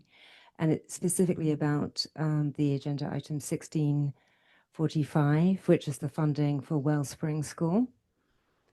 I stand in full support of the funding for Wellspring School for special education students. However, I have real concerns because the particular student that I have had contact with is a student with a rare genetic disorder. It's so rare, it's a 1 in a million. And he has experienced, there was a request made by a neuropsychologist to have him placed in Wellspring School. And the district has denied that request, stating that they don't provide any funding for Wellspring School. So I'm a little bit surprised at as I say, I agree that it's a good idea to fund students in that school. However, it would be very nice or good to clarify how it is a student can be effectively placed in Wellspring, where it has already been advised by an entire clinical team that the child be placed there, and the district is currently litigating against the parent to prevent them from being placed in Wellspring, the child from being placed in Wellspring. And I do believe I did email the board on this issue because I'm gravely concerned as to the litigation strategies that I've witnessed as a parent advocate. They are quite frightening. Indeed, just one day last week, 17 emails from their lawyer representing the board. And I don't know if the board agreed to those 17 emails, but for one parent to deal with that just so they can get their child placed in a school on the same day the contract for Wellspring was signed, that lawyer was litigating against this family to prevent their child from getting admitted to Wellspring School. So I just want to be clear that this situation is, I think, as I state, it's great. I believe Wellspring should definitely be funded for those children with special educational needs, but there needs to be some clarification as to how it is then a child can be placed there, because this family for the last 2 years has been in an uphill struggle with this school district, doing everything in their power to prevent their very, very seriously disabled child from having the kind of education that he needs and deserves. And I thank you very much for your time. Thank you.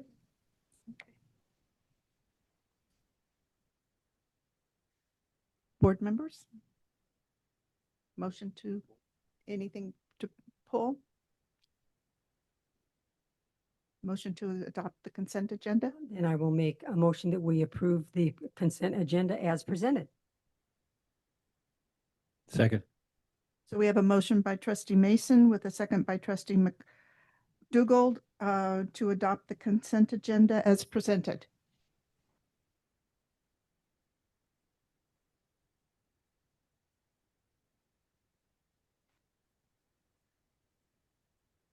There you go. And the consent agenda is adopted on a 4-0-0-0 vote.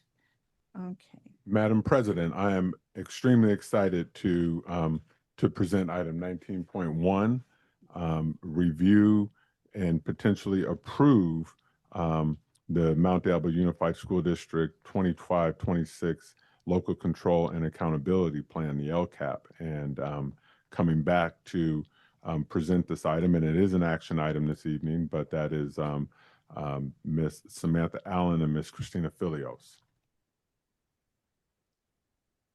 Good evening, Madam President, Dr. Clark, and Board of Trustees, and thank you for having us back this evening to bring to you for approval our finalized and updated LCAP for the year 25-26, school year 25-26.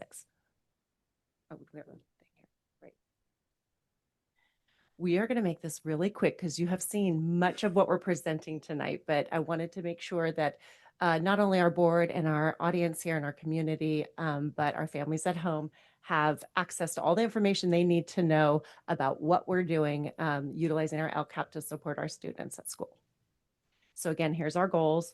And if you remember goal 5, we revised to include Glenbrook Academy. I wanted to bring back for the board to see this is a 3-year plan. The visual that's in front of you represents the 3 years of a PDSA cycle, which is how we implement our monitoring of our actions and our outcomes. So I wanted to remind our community that you can find our LCAP on our website. If you log into the Mount Diablo Unified website, you would go into our family link at the top, click on that, and then you would click on our local control accountability plan, and you will see our LCAP plans there for your review. And we did provide hard copies at the front desk, as well as in the superintendent's office and my office. We only had 1 copy in Spanish and 1 copy in English, and so we were asked to make a couple more for some people who were interested in them, and so we have done so. Okay, we are going to, oh, we'll pause for a second. This is not our updated slide deck, so we are going to pause for 1 second. What I can share with you is that tonight we're going to share with you some of our, do I need to do something, Laura? Are you good?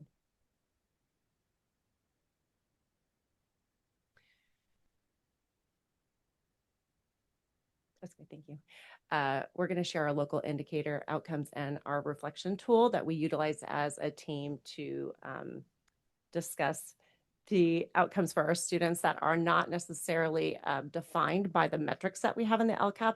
There is a request by the state that we do a local indicator and reflection task with our teams to take a look at some of the areas that don't show up in our metrics. And so we're going to share that with you this evening.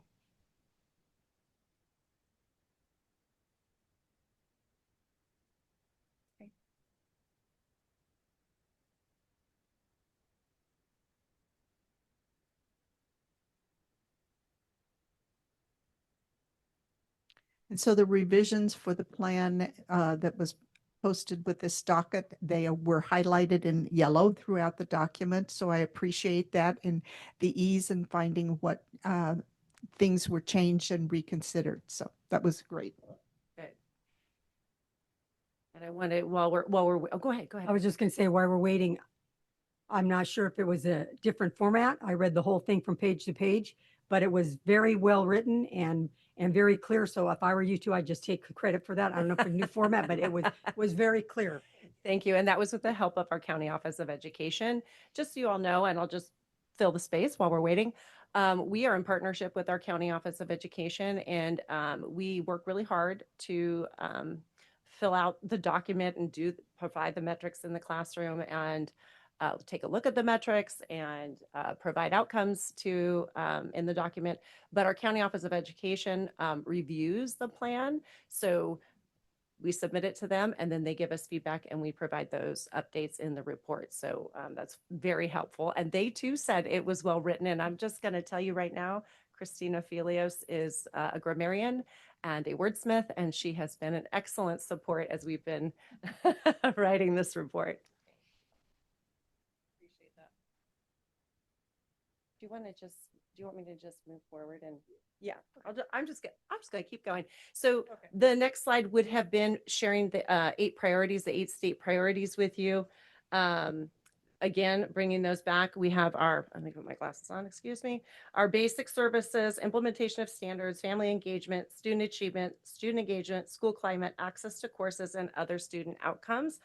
And the reminder of that is because we're going to go through our local indicators following. Oh, there we are. Thank you, team. We have the best team. So I'm going to hand this over to Christina, who's going to swiftly go through our local indicators for you.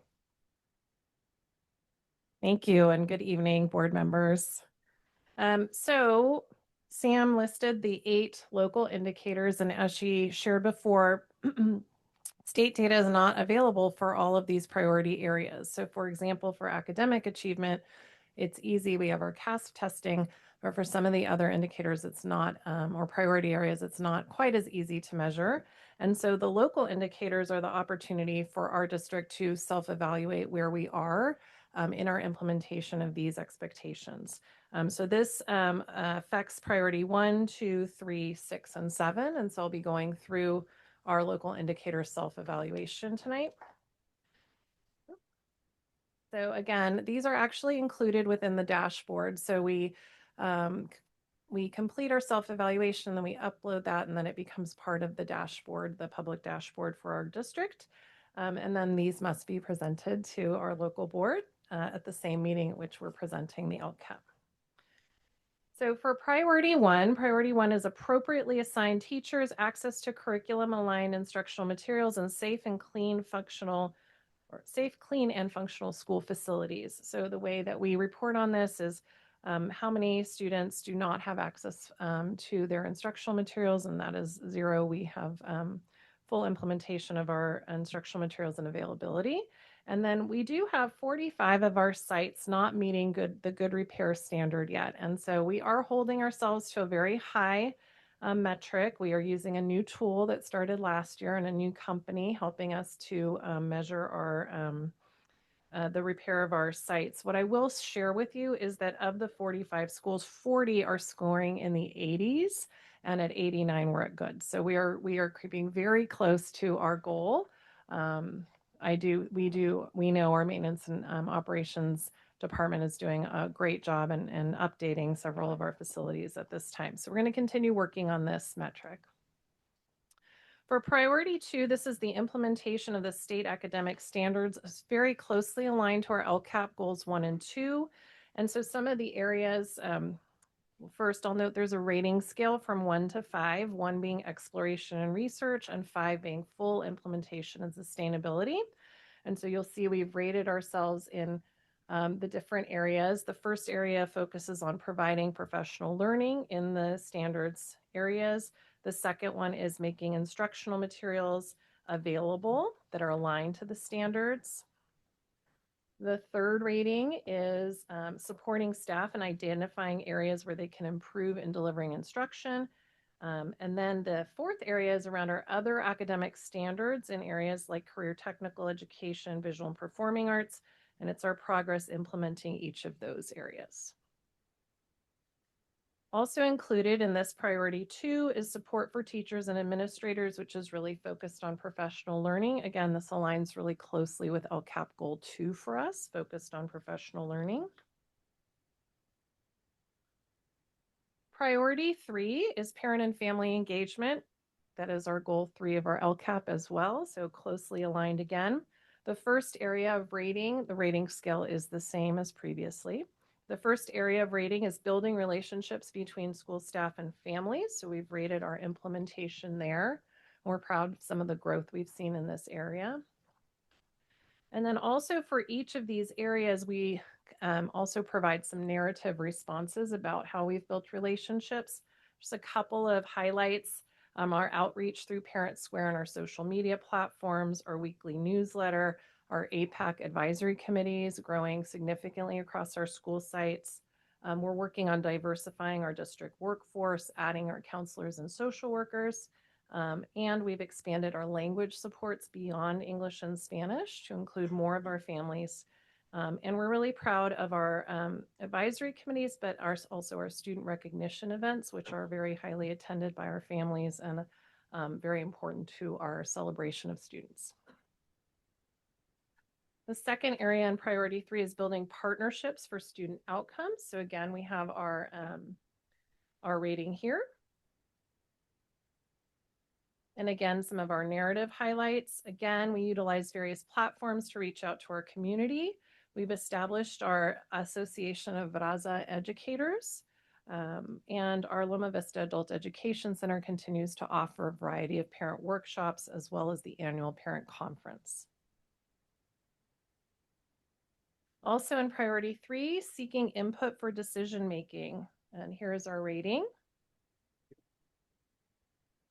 What we see is an increased participation in our site level activities, especially those that recognize students, right? Anytime we're recognizing students, our families are going to be there and celebrating together. And our goal is to continue to increase participation even at our district level events and also engagement in our processes here.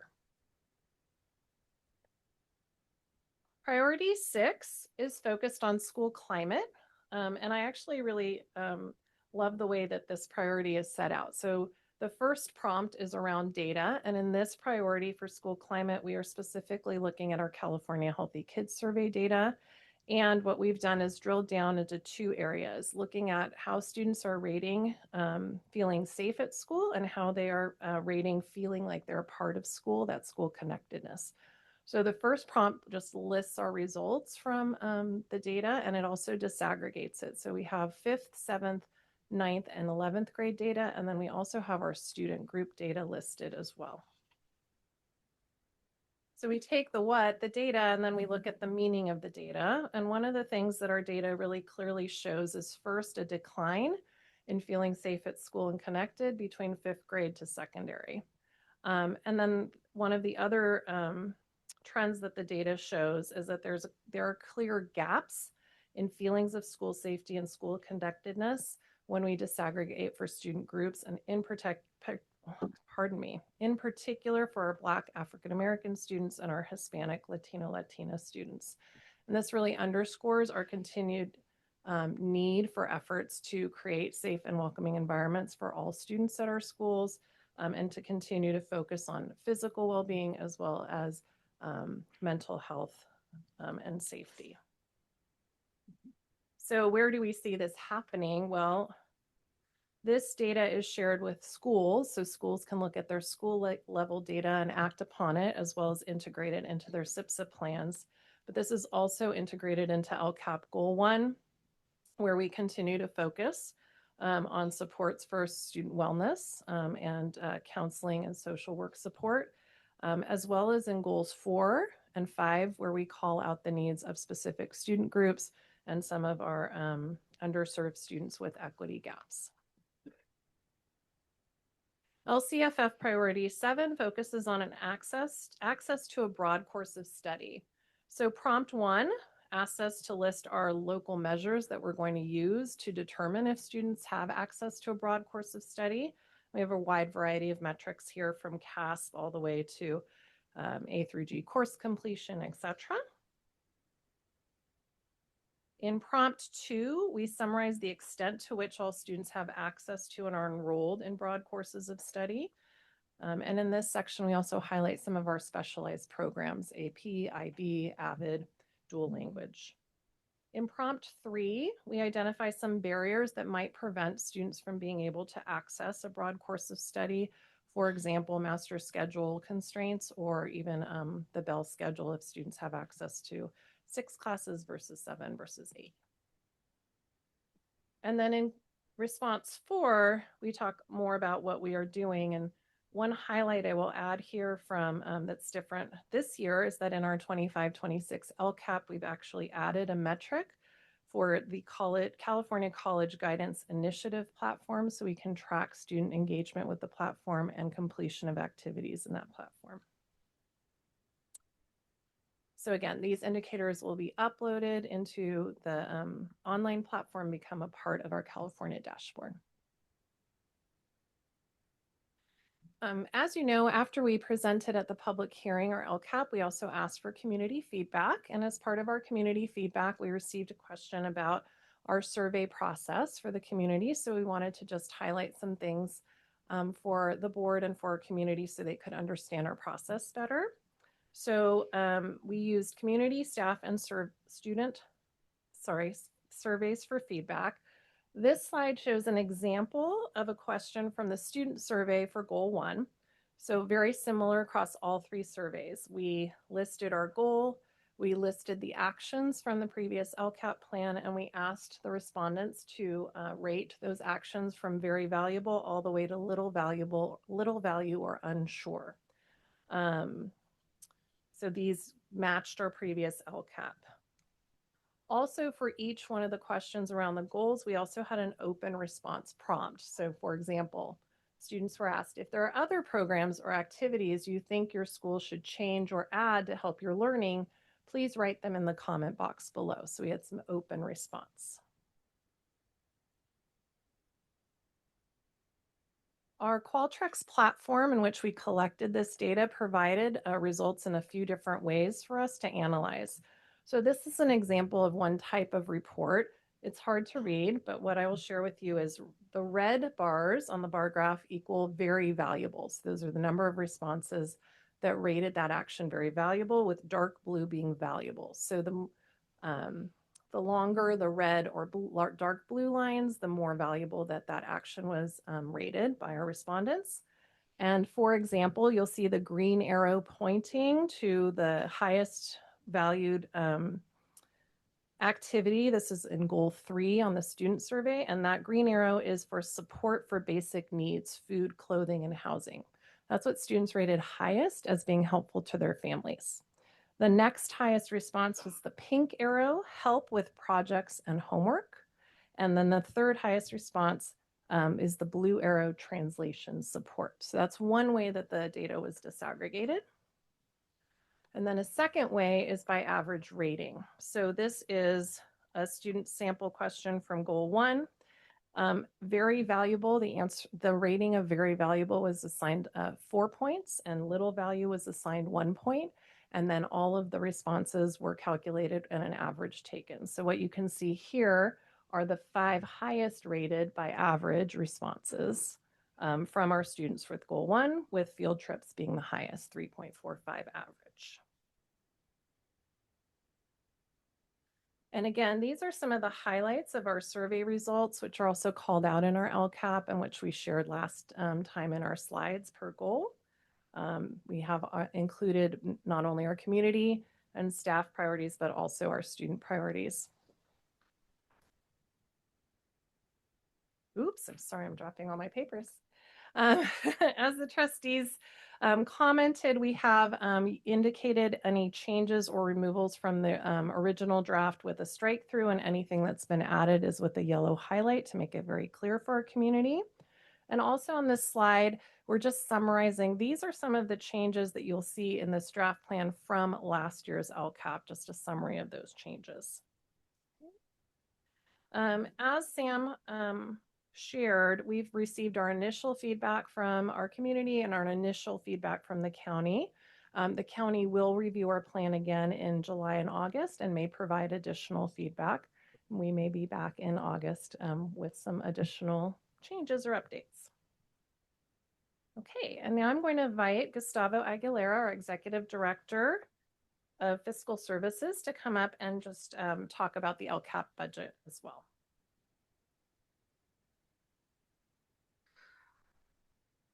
Okay, so the total projected revenue for 25-26 is 470.7 million, which 353 million is projected revenue from LCFF funds, which represents 75% of all revenues. Within the LCFF, 33 million is allocated through the supplemental grant, and the other funding sources include other state funds at 82.5 million, local funds at 16.7 million, and federal funds at 18.2 million. The total projected expenditures for 25-26 is 515 million. Of this, 67 million is directly tied to the LCAP goals and actions. There was a variance from the prior year to the upcoming year, and that's largely due to the carryover used up for 24-25 and the one-time funds that expired. The remaining 448 million is allocated for general operational costs, which include employee compensation, facilities, maintenance, transportation, special education, legal, and other administrative expenditures. So now I'll turn it back to Christina.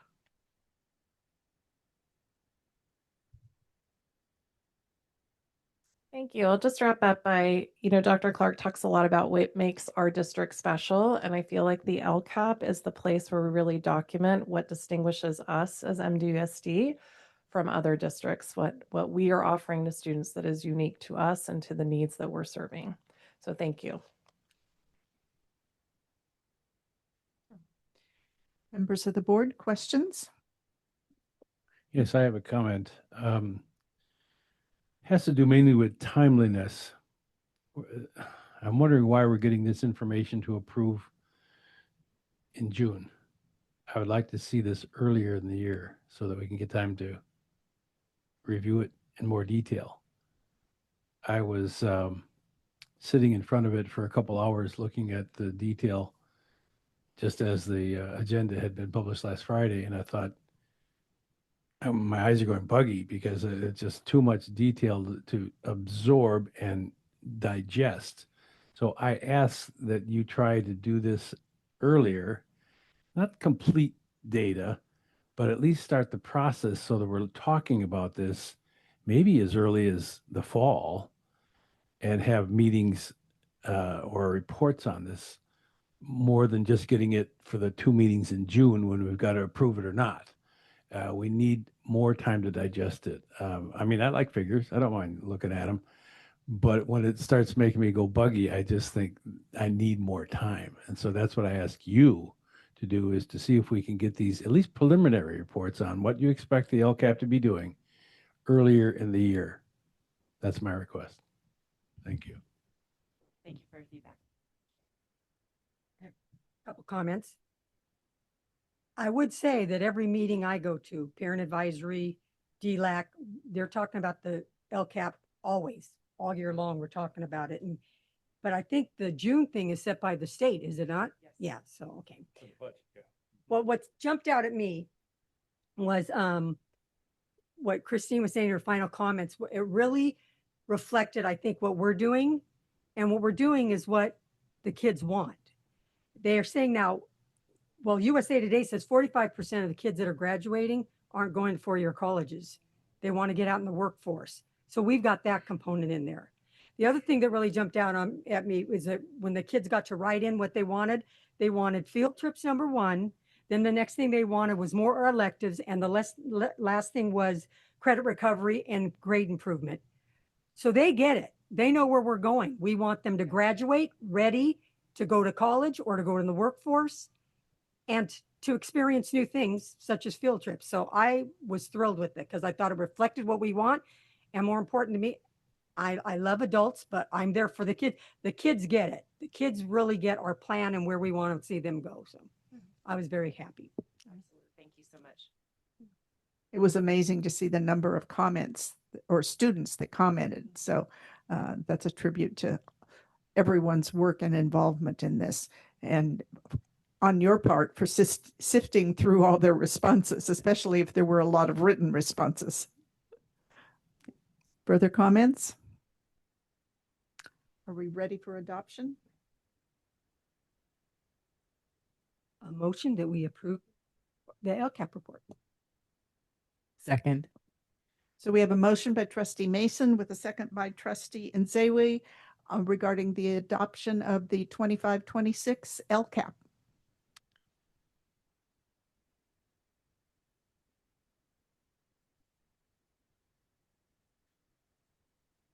And that's adopted on a 4-0-0-0 vote. Thank you, and thank you for all your hard work. Yes.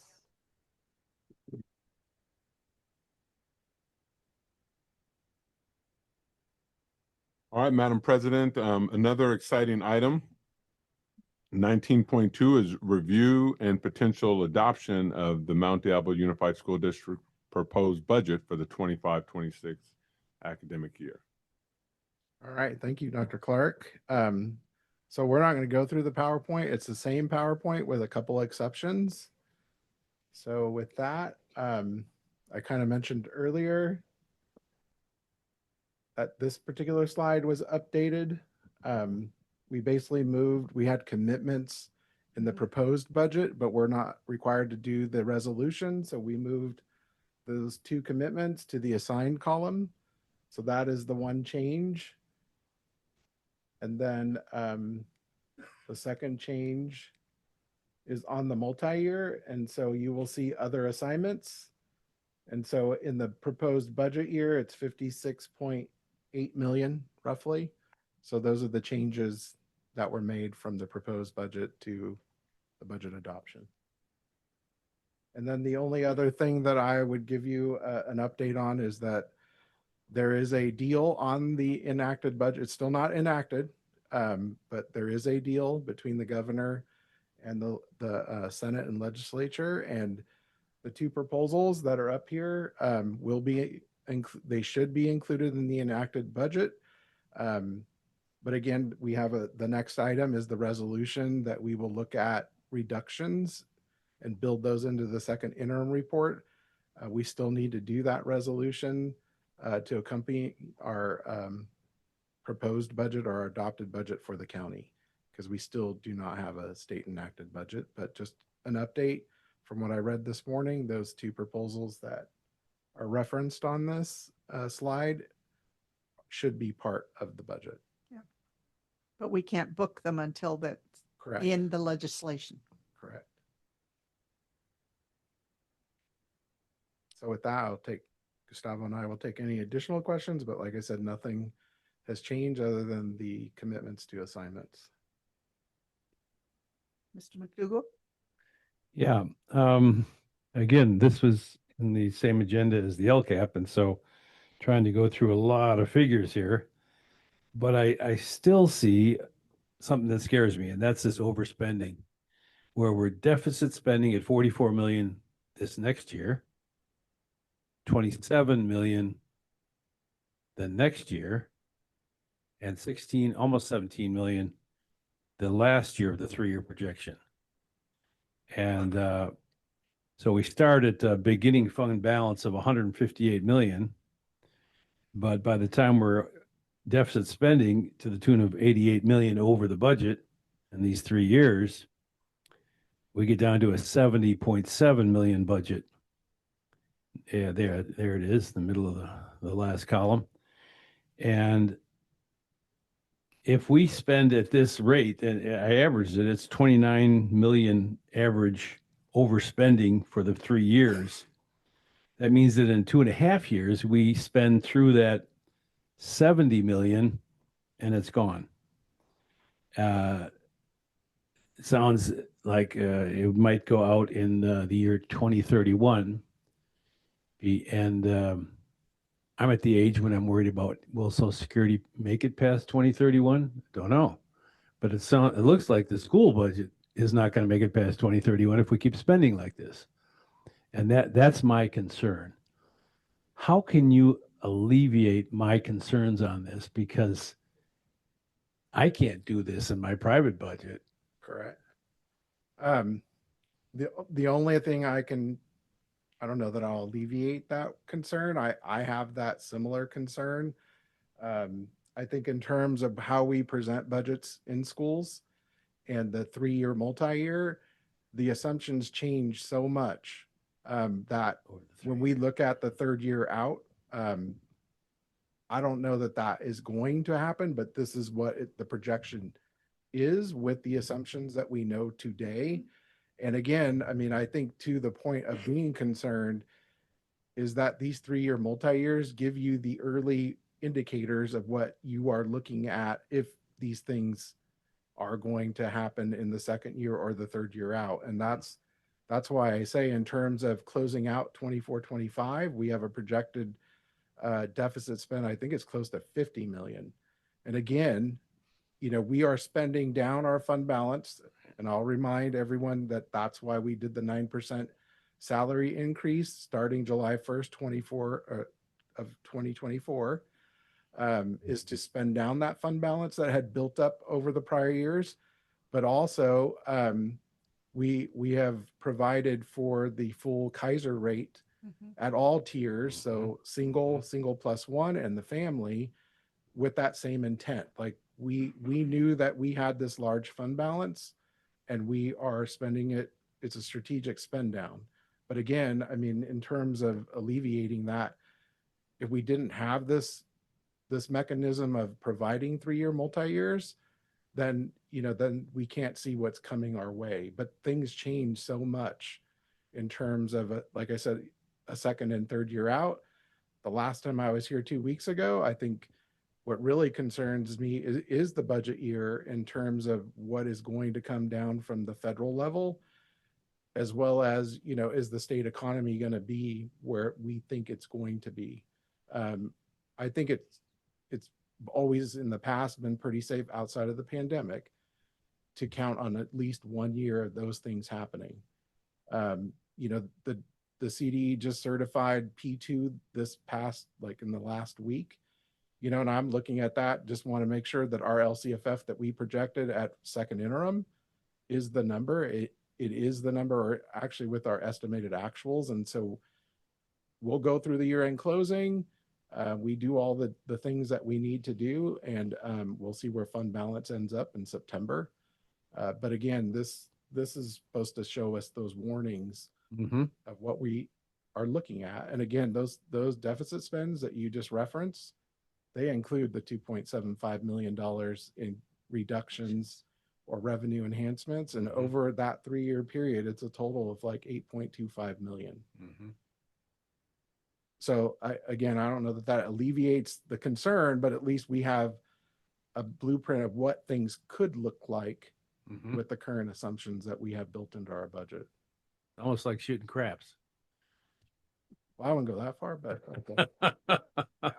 But it's something that is of a very big concern for me. And so I hope that we can get away from this trend.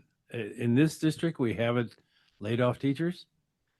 And so I would like to keep it that way so that we don't have any layoffs like we hear about most other school districts around here. But when I see spending like that, it scares the dickens out of me. That's all I wanted to say. Thanks. Thanks for trying to alleviate my concerns.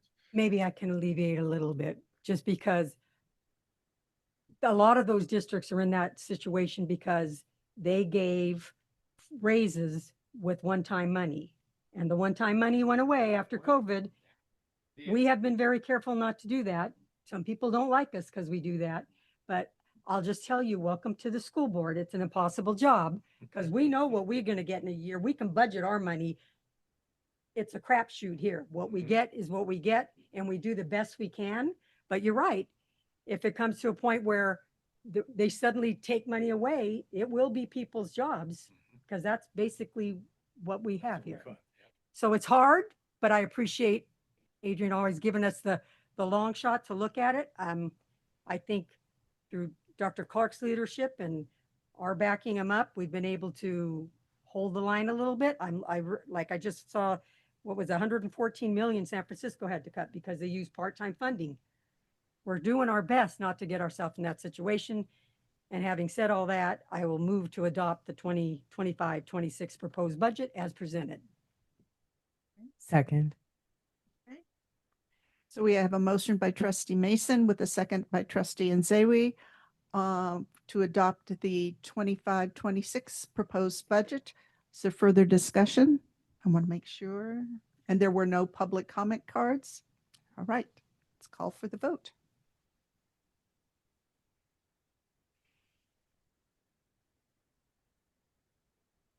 So the motion is adopted on a 3 in favor, 1 no, and 1 no abstention, and no absent, and 1 trustee vacancy.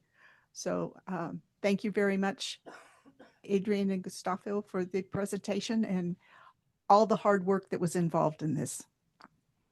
And the sites too for providing input. I want to add my thanks to that too, because I know you guys are working very hard on this, and we do appreciate that, because we can't operate as a board unless we have the hard work you guys put in. You just scare me sometimes. So, Madam President, our next item, 19.3, and I'm disappointed that we have to bring this resolution forward. We've really worked hard to try to avoid this, but again, in being responsible and legally what we have to do, we have to bring forward a resolution to identify the amount of either enhancements or budget reductions. And unfortunately, I mean, Adrian, off the top of your head, the percentage of our $515 million budget that goes to salary and benefits. Unrestricted, I believe it's 92%. Yeah, so 92% of our budget is for salaries and benefits. And so, so will you take this resolution? Explain what this is, please. Well, basically, this is the amount needed to meet the 3% reserve in the third year out. We're spreading out the net savings over a 2-year period, and as I mentioned earlier, this is a total of 8.25 million. But I will also add that this was in place of not being able to include the 2 proposals of the TK additional add-on and then the one-time block grant, because with those particular proposals, we would meet the 3%.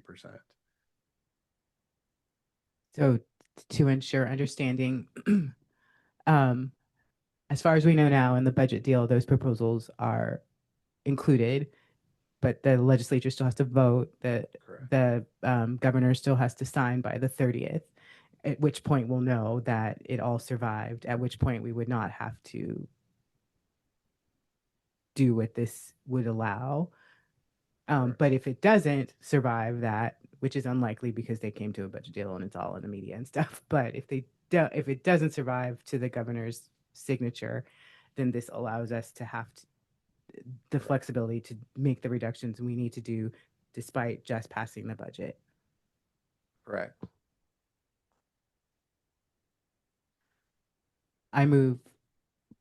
This is long.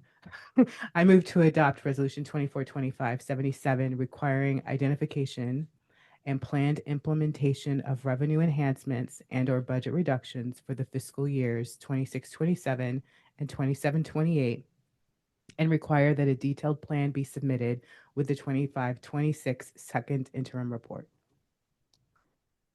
I'll second that.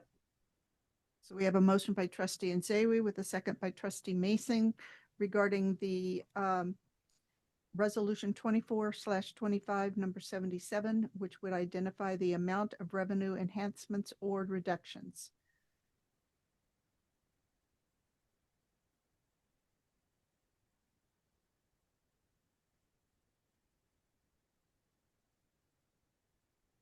And that is adopted on a 4-0-0-0 vote. Thank you very much. Dr. Clark, I think we're ready for the resolution on the education protection account. So the next item is related to the budget adoption. We're required in a public meeting to identify the amount that is budgeted for our education protection account. And those amounts are, I believe, listed on the resolution. Okay, I make a motion to approve resolution 24/25 number 76, education protection account. Second. So we have a motion by trustee Mason with a second by trustee Nzewi regarding resolution 24/25 number 76, the EPA account. We're ready for the vote.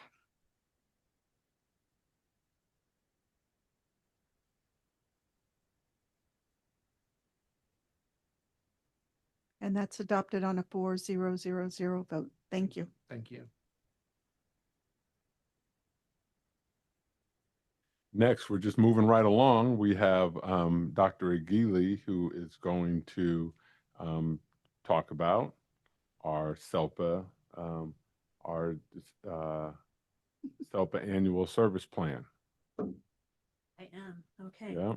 This is the plan that we do every single year. Every 3 years, we update the entire program of delivery for SELPA, and then every year we update our services, which are a reiteration of Ed Code, and then we reiterate how we plan on spending our special education dollars. Over time, more of our work is going towards our contractors just because that's how things are going in the state. But other than that, the documents are in front of you. I'm happy to answer any questions. I move to approve the Mount Diablo Unified SELPA local plan for 25-26. I'll second that. There's been a motion by trustee Nzewe with a second by trustee Mason on the annual service plan for SELPA. Any questions? Let's go for the vote.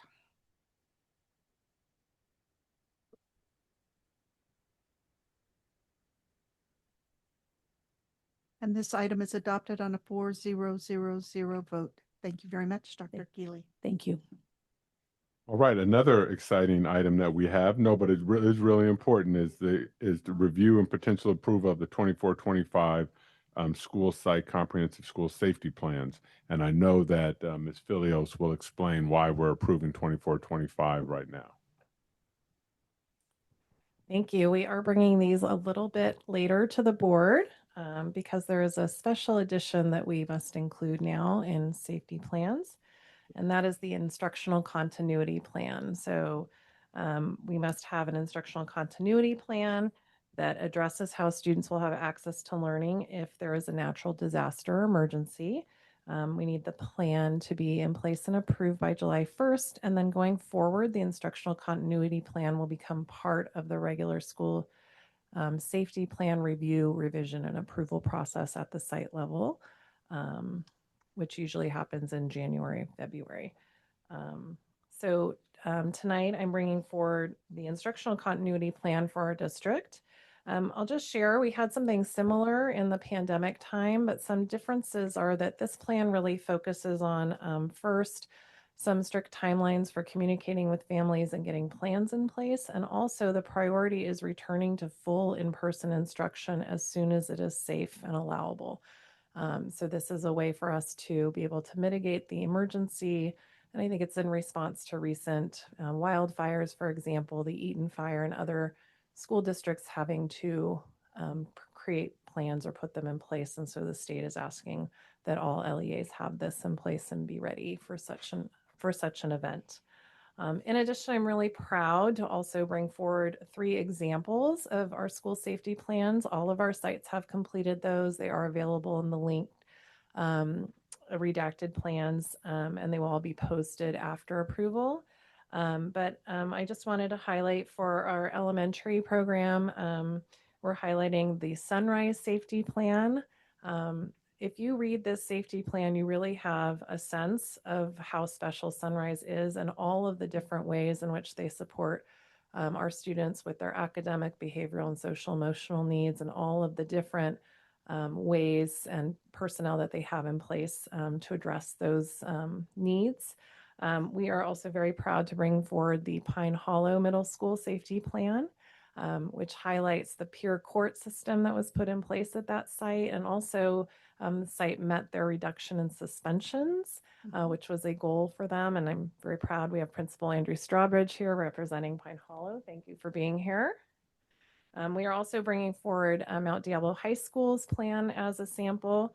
In this plan, we really see what I think all 3 plans across our sites. The plans show that safety is not simply about hardware or emergency drills. Safety is an everyday practice. It's about creating the safe and welcoming environment where students are engaged with their learning and where they feel like they're part of the school. And highlighted in Mount Diablo's plan is the use of the Yonder bags to reduce distractions and increase engagement. So I just wanted to highlight the good work. And we have Liz Mingelsdorf, Vice Principal from Mount Diablo here representing their school. And Principal Vargas sends her regrets. She's sick tonight, so I'm here representing Sunrise. And Ms. Filios, I just want to bring to your attention, yesterday I was on a webinar with CDE about supporting students, and our own Mr. Strawbridge was brought up by the William McGee from the California, The state. yeah, from the California Department of Education about that peer court and when they were administrators together and what that did to the culture. So glad to hear that highlighted. So I do have a question. I certainly agree and support the fact that for this public-facing review, that there are certain sections of the plans that are redacted because we want to keep that information as close to the school as possible. But I was curious why the locations of the AED devices is considered confidential. You don't have to answer it now, but I would think that that's something that we would want our school communities to know, unless we're concerned about them being stolen, is the only reason I could justify keeping that information confidential. I will find out for you. Okay, thank you very much. And I want to give a shout out to Sunrise like you did. They increased attendance from 53% to 83% this last year. And of course, Mount Diablo High School decreased the suspensions by 50% and increased attendance by 6%. And the Yonder pouches, like you said, were discussed. I was curious. There were 2 drills where the Yonder pouches were unlocked in the emergency. And I'm just was wondering how successful the unlocking of the Yonder pouches was. Because that has been a question by some parents, is how quickly and effectively are they unlocked? So we make sure that all classrooms have an unlocking and locking device so that in any emergency, all pouches can be unlocked inside the classroom. So I think it was very successful. I stress to the parents and guardians that during the actual emergency, the most important thing is that the students are listening to the teachers and the adults in the room. And so once everything is safe, we assure the parents that we will always unlock the phone so that their children can contact them. And it was very successful. We had no complaints.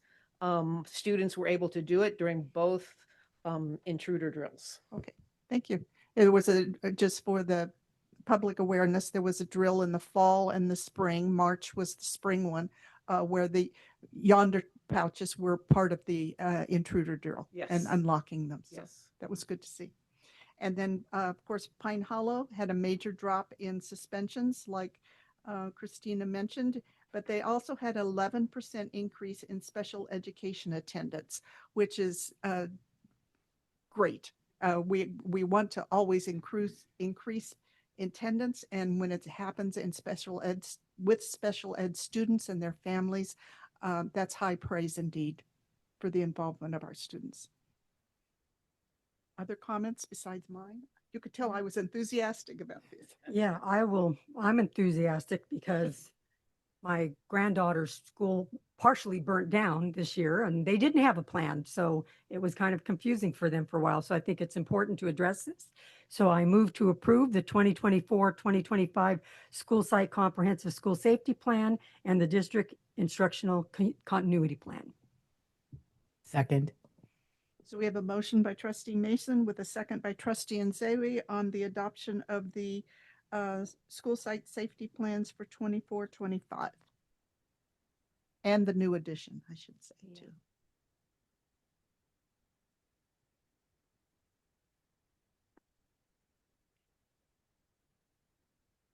And that is adopted on a 4-0-0-0 vote. Thank you to you and to all of the sites too, because it involves not only our school staff, but also community members and our local law enforcement. Yes, I'm waiting for our 2 hardworking folks to get on out. All right, Very escape while you can. Thank you. Okay, here's another very exciting item, board. This is a review of potential approval of resolution 24/2572, delegating authority to the superintendent for continuing operations during the summer months in advance of the board meeting on August 13th. So just so you understand, we still have a few people to hire in terms of administrators and teachers and things like that. So I will give conditional approval of those. And then we also, although you would think that we got every single contract approved tonight and during this extensive list, but there are things that come up. But anything that I approve or put my stamp on, we will present to you in starting on August 13th, and we'll roll that out so that you all then can go back and undo if I've made a mistake or support the authority that you've given me. And I take this authority extremely serious, and obviously we'll work with my team on doing this and verifying the work. So thank you.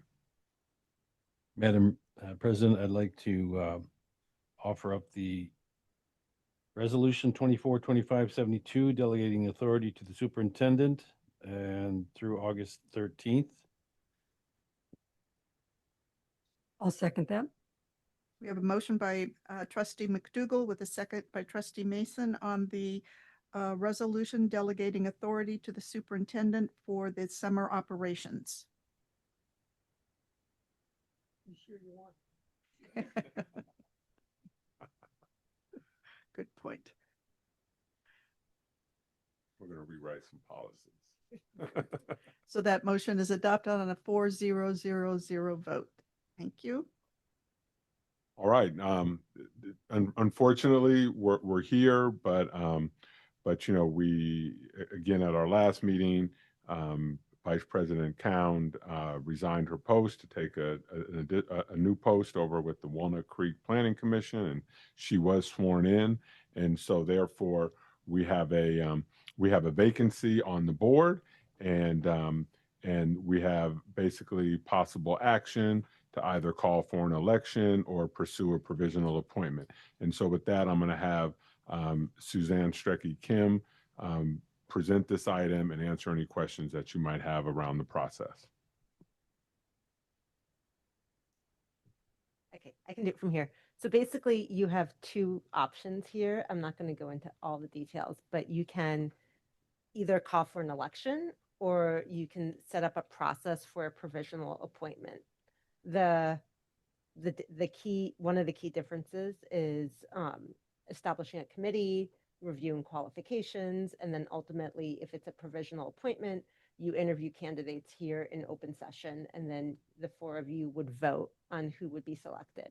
The other option is to call for an election, and that costs somewhere between around $500,000 essentially. So those are your two options. I'm happy to answer any questions you have.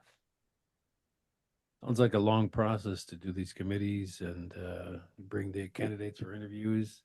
That wouldn't happen until the next board meeting, right? Or would we have a special session? So you have to do it within 60 days. Within 60 days. Within 60 days. And so you. Per resignation. Correct. Yes. Okay. So it's got to be done by. The way the process would work is you would accept applications for about a month, and then you would have a committee that would consist of one or two of you, likely the president and the vice president and some district staff that reviews all the applications. And then there would be a special meeting where you all would interview the candidates and then appoint and then select one. Hopefully you all could agree on one. In theory, this could happen before the next board meeting in August. It has to essentially. It has to happen. And so we'd have, okay, so it has to conclude by that time because It does. 60 You have- days from Exactly. You have 60 11th. days. August 11th. Okay. Mhm. The other option is to call for an election. Yeah. That would be a special election, and that would then occur in November. Correct. So we would have a board member earlier, or we would have to wait until November. I'm too cheap to spend $500,000 on an election.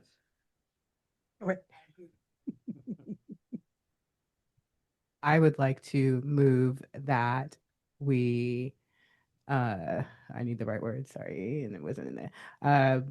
Move to pass resolution 24-25-73 to adopt a process for a provisional appointment to fill a board vacancy.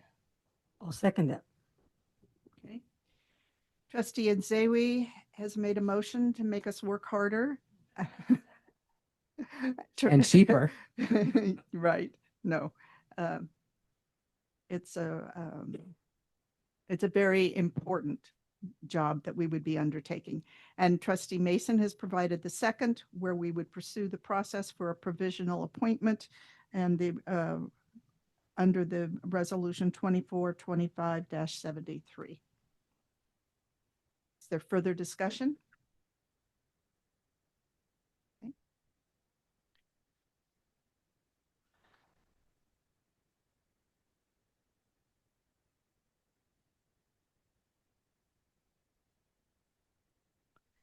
And that's adopted on a 4-0-0-0 vote. Thank you very much, board. I think we're going to be busy this summer. All right, now, and I mean, this agenda has just been one exciting thing after another, but we are really pleased that you know, we have so many strong partnerships throughout you know, throughout the county and the state and whatnot. But we made the tough decision to basically give up our lease on KVHS, but I think we've worked out a solution that's going to make everyone happy. And Ms. Allen, are you presenting this item? All right.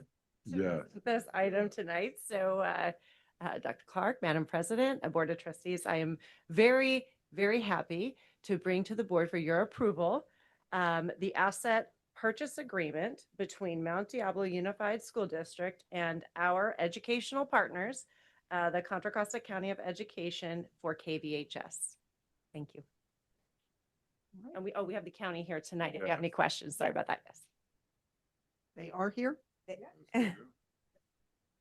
Oh, I'm sorry. I didn't see you, Marcus. Yeah, come on up, introduce yourself. Welcome. Welcome. Yeah, welcome. Thank you, Board President Mayo, members of the board, Dr. Clark. My name is Marcus Walton. I'm the Director of Communications and Special Projects with the Contra Costa County Office of Education. And on behalf of County Superintendent of Schools, Lynn Mackey, we just want to say that we are proud and privileged to have the opportunity to continue the work KVHS has been doing for more than 50 years. It has a history of being a training ground for students, and we hope that we're able to work with our community partners and education partners to return it to its historic past and continue doing that work. We've already started conversations with Diablo Valley College, with our CTE department, the Contra Costa Youth Journalism Project, as well as the folks over at CCTV to figure out how we can return KVHS to a resource that will allow students to be trained for not just terrestrial radio, but for all of the new media that is out there. Okay. Great. Thank you for being here.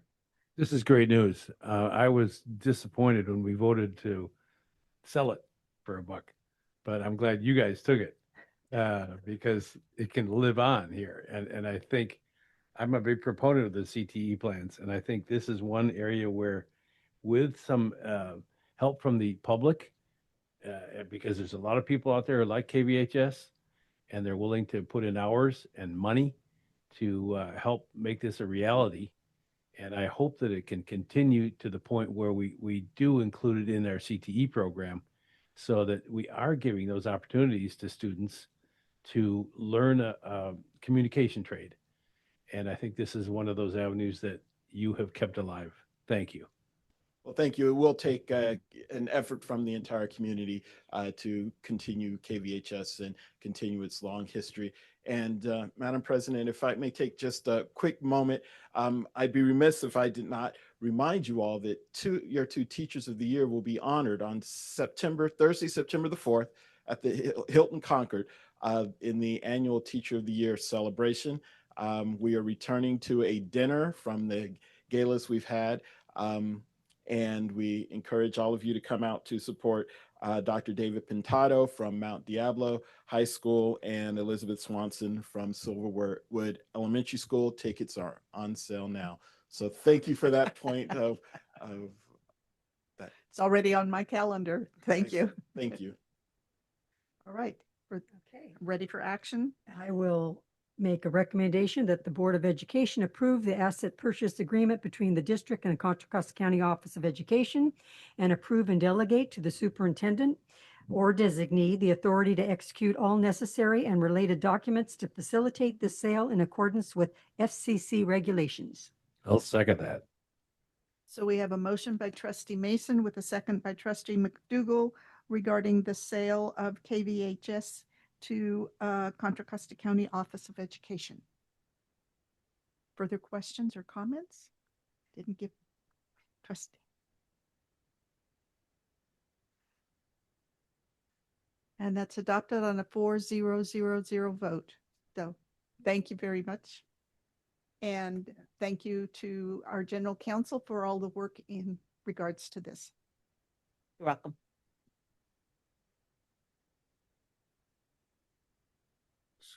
Our next item, 19.10, I was going to do a cruel joke and say that adjourns the meeting, but I know we got a group here that has showed up.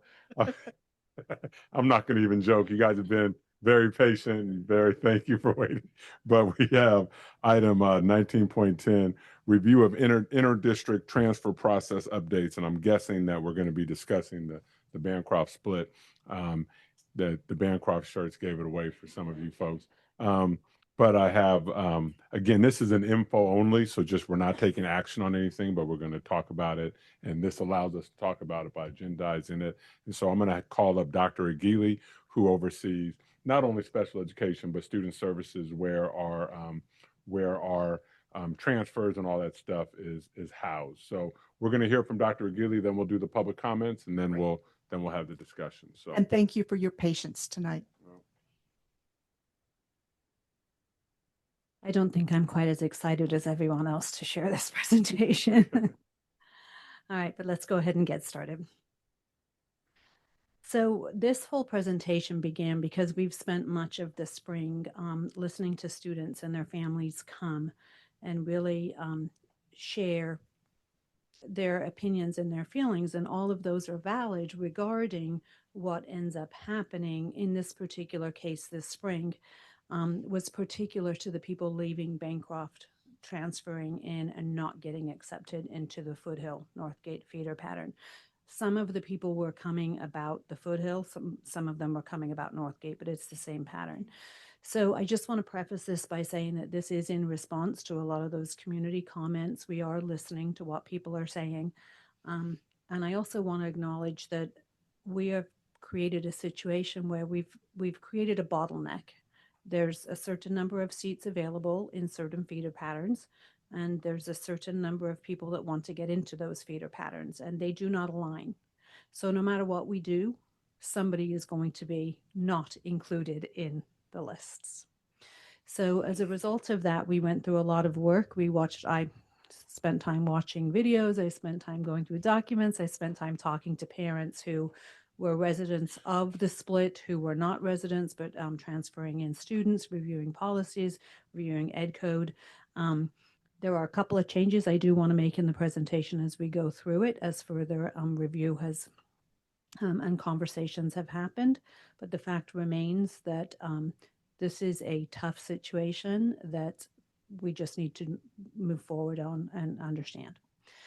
So currently we have our board policy regarding enrollment priorities, and we have these priorities that defines cohort as a group of students matriculating from one school level to another within a school split feeder pattern, including various feeder patterns. You'll also see that is cohort priority number 5. Below that is cohort priority number 6, which speaks to a program. So this is not the initial board policy that was created to define cohort. This is the current one, however, but I included it because it does define a definition of cohort. What I really want to spend a lot of time on today is the first time that the board adopted cohorts. And the reason why is because that was the one where most of the discussion took place and most of the backwards and forwards went around. So that one came into play in 2018, And there were a lot of backwards and forwards on it based on was the original version what was presented and amended. There was a lot of discussion about were all of the priorities needed because of certain ed codes, such as the state mandated transfers. But nevertheless, it still talked about cohort being defined as a group of students moving from one level to the other, but this one was more specific and included schools such as Riverview to Mount Diablo High School, Valley View to College Park, El Dorado and Concord, and includes various feeder patterns from elementary school to middle school. It doesn't really mention the split feeder patterns there, but what cohort did is it defined it to a group of students who were in one school moving to the next school. It didn't address how they got there. It just was the ideas that it would keep students in continuous cohorts with their peers. And that was the language that was written. That's the language that was adopted, regardless of the conversation backwards and forwards. And again, that superseded academic programs. But at that time, there was a lot of discussion about academic programs, particularly the two-way dual immersion programs, as the original idea was that that would expand into Foothill, which did not materialize in the intervening 7 years. Okay. There was also a definition of a magnet program, which is interesting because, again, it talks about magnets not having a complete feeder pattern. However, magnet is not mentioned in any of the priorities. So maybe there was a little more wordsmithing to do on that policy at that time. So what we did, again, we looked at that, and it was supposed to be a multi-year pilot with metrics brought forward to the board. And as you saw, we did update the policy since then.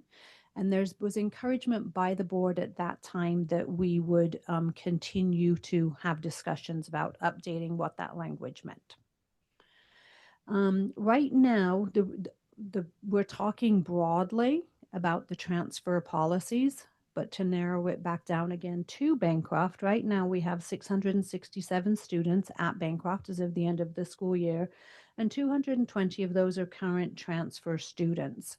And there's a note on there that transfer students are considered residents of the school. I don't want that to imply that those students have the same residency transfer status as students who reside in that area. And that's a clue to sort of the intent of where we're heading with this, because the board policy actually states that the students are considered residents through the grade span, so through grade 5. It does not grant residency status past that point. The other thing I want to be really clear about, though, is when you do have a school with a lot of transfer students, there's a tendency to other those students. These are our students, these are transfer students. And I want to be really clear that when students transfer into a school, they are residents of that student and that school. And I don't care where their address is, they should be afforded the same rights as any other student living there for the duration of that time that they're considered students at that school. There should be no us and them. So I think that that's important to note that residency status is in place. At this point in time, you can see I broke it out for how we have our English only transfer students. And again, transfer students are still residents of the school for that span.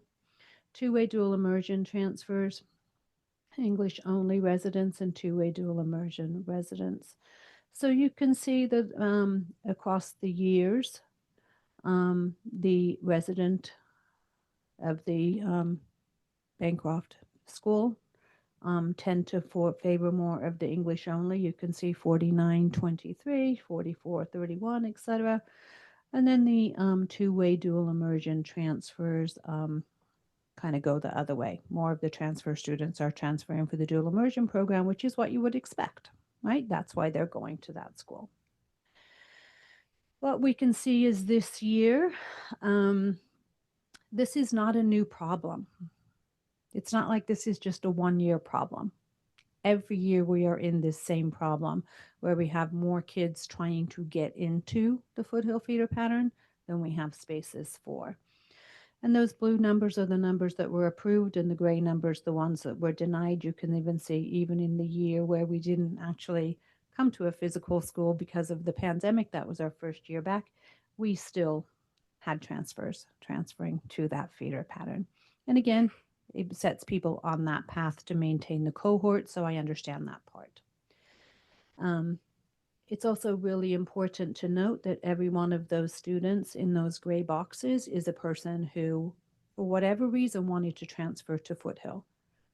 Whether that was because they had friends who they had gone to school with for the past several years, or whether they had just moved into the community, I don't know.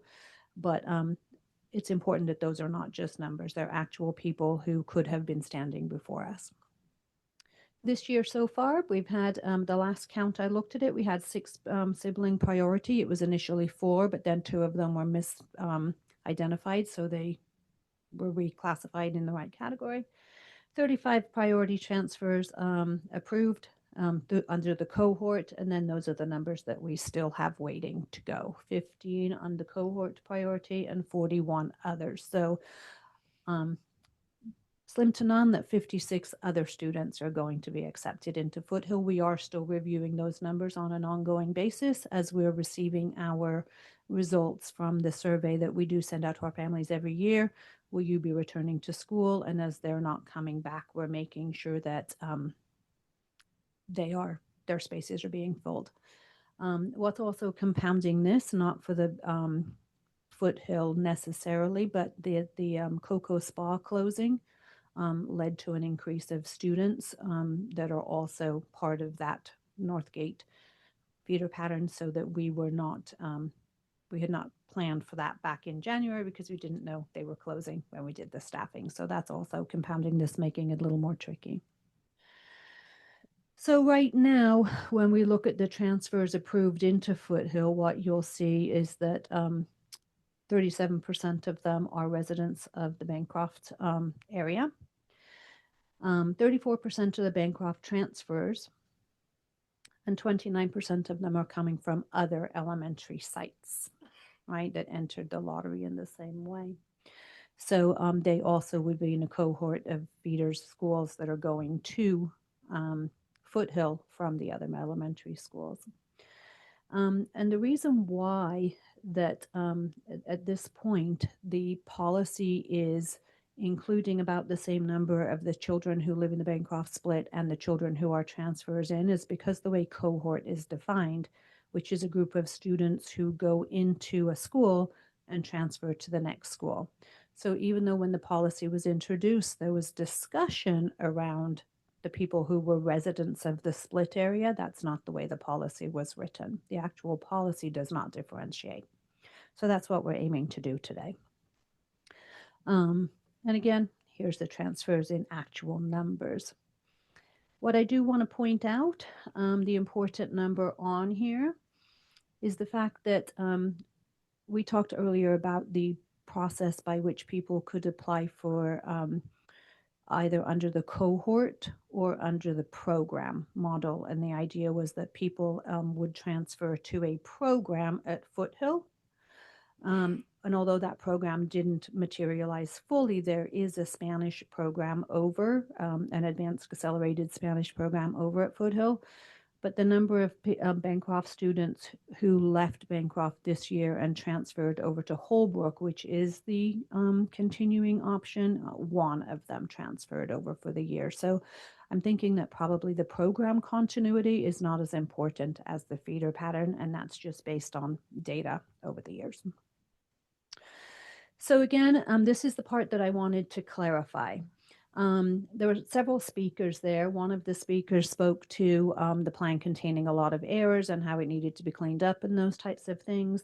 The next one requested that there was clarification around Monty Gardens and Sequoia. When I transcribed my notes, I put in there about Northgate and College Park being the feeder patterns. That was a different comment. But that speaker did want to speak to why Monty Gardens and Sequoia was in there. And then the third one was about talking about the cohort model because, again, the two-way dual immersion was not built out yet and was really encouraging the build out of the two-way dual immersion. That person actually was a resident of the Bancroft area, was not a resident. And then there was just continuous acknowledgement again of all of these things, how it was still needed to be tweaked. So basically, the way we've defined cohort is the way it's being implemented. It's a group of kids moving from one group to the other. what we are asking is we have to do something to address the issue on an ongoing basis. Every year we are in the same position, and every year we're asked to clarify the cohort policy. Are we implementing it as it is written, or as implementing it as it was intended? So what we've got some different options, and the first one we looked at is we could just do status quo, do nothing. Why would we do that? We've spent a long time here. The next one is going to be the one that's mildly controversial, and that is depending on what type of student you are at Bancroft, if you're a transfer student or if you're a person who is living in the Bancroft split. Because what we're asking is that there's a board policy for your consideration for information only, not action, because it's an administrative regulation, not a board policy. And what that does is it does very much specify that the people who live in a residential area of the split would take priority for transfers over the people who are in the cohort, but who are transfers into that cohort. The reason why we're doing that is severalfold. One, because that was the original intent of the policy, even though it was not written that way.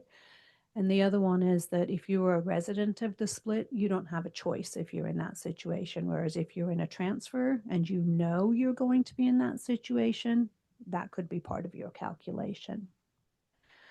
Ultimately, down the road, the other option would be to really look at those boundaries to determine if we should just undo that split and you just get an automatic, yes, the Bancroft split students go to Foothill. I think it would be a poor time to do that, just simply based on the fact that there's about 400 more houses being proposed right now in that area, and we don't know what that will look like. I don't think we'd need to wait for 400 houses to be built out, but I would like to start looking at that down the road. And another option to consider is really looking at that two-way dual immersion program and keeping it at Bancroft. If we know full well that there's a bottleneck every year going to Foothill, that might be something we could look at doing, and we wouldn't do that overnight with one fell swoop, just pick up the whole program and move it to another school. That would be something that would be done through attrition should we decided to move that way. So for example, if we decided in 2 years to do that, or 3 years, or next year, then the kindergartners would go to the new school, and then the following year the kindergarten and the first grade, and it would just phase out so as not to interrupt families. And for children who already were in Bancroft, they would already get to apply to remain as transfers to Bancroft under the second category for priority transfers, which is siblings. So it wouldn't impact siblings either. So those are considerations for further steps in order to address the issue. And I'm happy to take questions, comments, public beatings. I'm sure it's a hot topic. Yes. So we have 3 speaker cards. So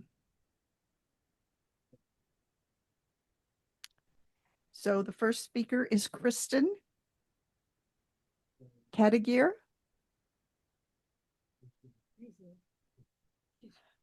It's a cardigan. Everyone calls me sweater. Hi, my name is Dr. Kristen Cadigan, and I would like to thank the board for this opportunity to speak regarding the current intra-district transfers. I would like to propose that Bancroft Elementary be automatically enrolled into the Foothill and Northgate schools. The current transfer pattern requires a very small cohort of kids in the Bancroft to apply for an inter-district transfer to stay with their neighbors and friends in the school district. I have found this to be detrimental to the children and families who are in this small cohort. It is very mentally distressing to be separated from their friends and their residents and their neighbors. They're also excluded from their educational opportunities, and more importantly, it's also been extremely unsafe for at-risk children like my child. My child has not one but 2 potentially life-threatening medical issues, and because she is one of this small cohort of kids that was denied enrollment to Northgate from Foothill, they were actually neglected to even initiate her 504 transfer to her new school of YV, where she was not enrolled, or where she's now currently enrolled because she's not allowed to go to Northgate. This is a serious violation of 504, and it's a protocol that's supposed to occur every time we transfer. I actually then personally reached out to her new potential school and was ignored by the staff to get a 504 meeting to occur. Because of this current interdistrict transfer procedure now, and it being such a small group of kids that were affected by this current transfer procedure, my child no longer has any friends that are going to a school with her to keep her safe, and she now has no faculty that are aware of any of her life-threatening issues. I strongly encourage you guys to not let this happen to other families, for them to feel very insecure and unsafe going to their school and have no friend or faculty support. Thank you very much. Thank you. Next speaker is Christy Palutzian.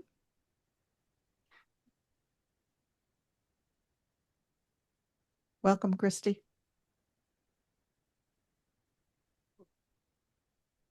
Good evening, Dr. Clark, Board of Trustees, and staff.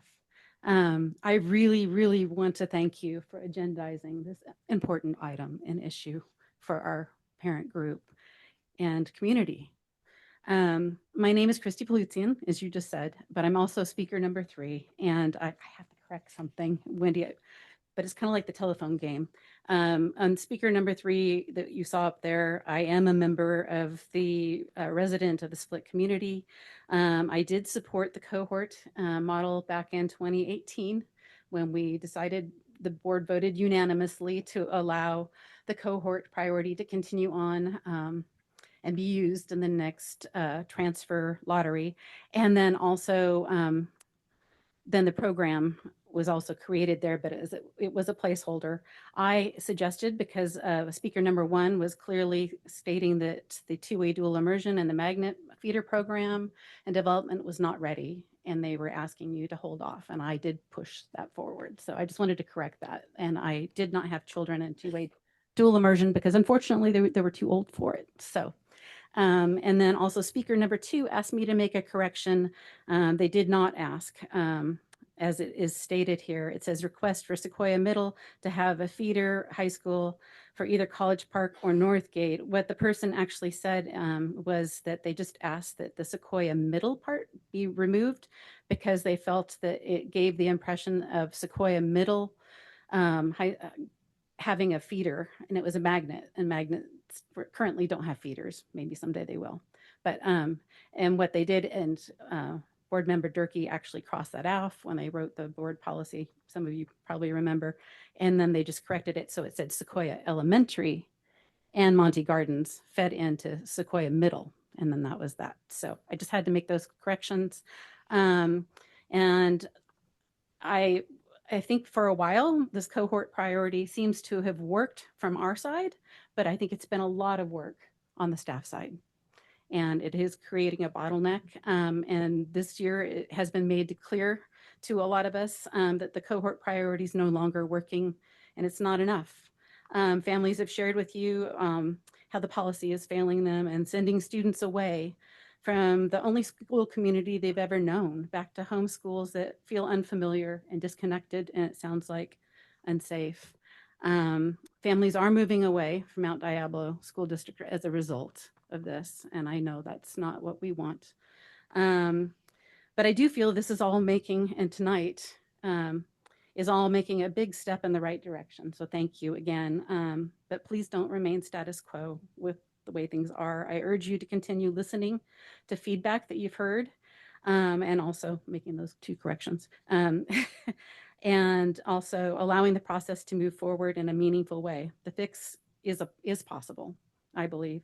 And staff has already invested a great deal of time, and that was apparent, and thought into identifying solutions, which I really appreciate. And I think staff really needs your support now. So I encourage that. Thank you.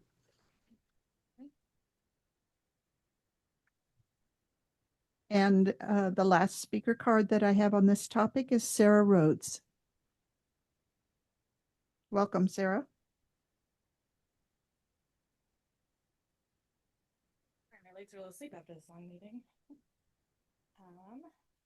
I obviously echo what has been said here tonight. Could you move a little closer to the mic? Thank you.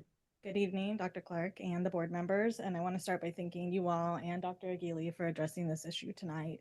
I have made previous public comments on this issue this year related to the impacts to my student and the handful of students in the split feeder pattern. As Dr. Aguili's presentation mentioned, even at the time of adoption, there was acknowledgement from the board that it was a goal to work towards keeping cohesive K-12 cohorts and to continually review the process and improve the process. And as Dr. Clark mentioned earlier tonight in his superintendent report, it really is all about the students and supporting them. Split feeder patterns have impacts on students, especially one that's as skewed as ours, where 80 to 90% are going one way and 10% are not. So I would ask that the board direct the staff to look at these changes. They've come up with some options available, but don't maintain the status quo because it's not working. So please support the staff in reviewing the opportunities they've identified to address the issue with a near-term effort looking potentially at updating the definitions. And please don't just send 80 to 90% of residents one way and separate out our 10%. Please keep us together as they move forward into that cohesive cohort as was identified as a board priority going forward. Thank you.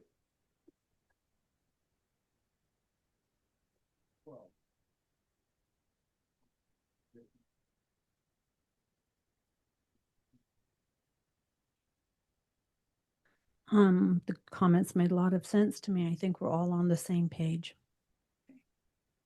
Thank you. Questions from the board or comments from the board? Or next steps?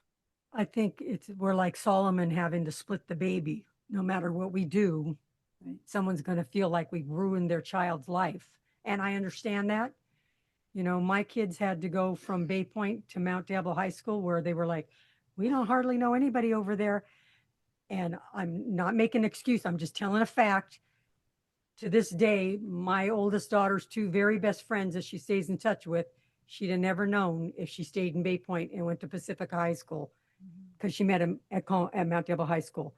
So we will definitely be listening to your input and doing the best we can, but I can guarantee you someone's going to hate us, and that's okay. That's our job to do our best to try to meet the needs of all our students. So I appreciate your being so polite and sitting through all this, and we'll just continue to move forward and hope we can find a solution that at least makes most people happy.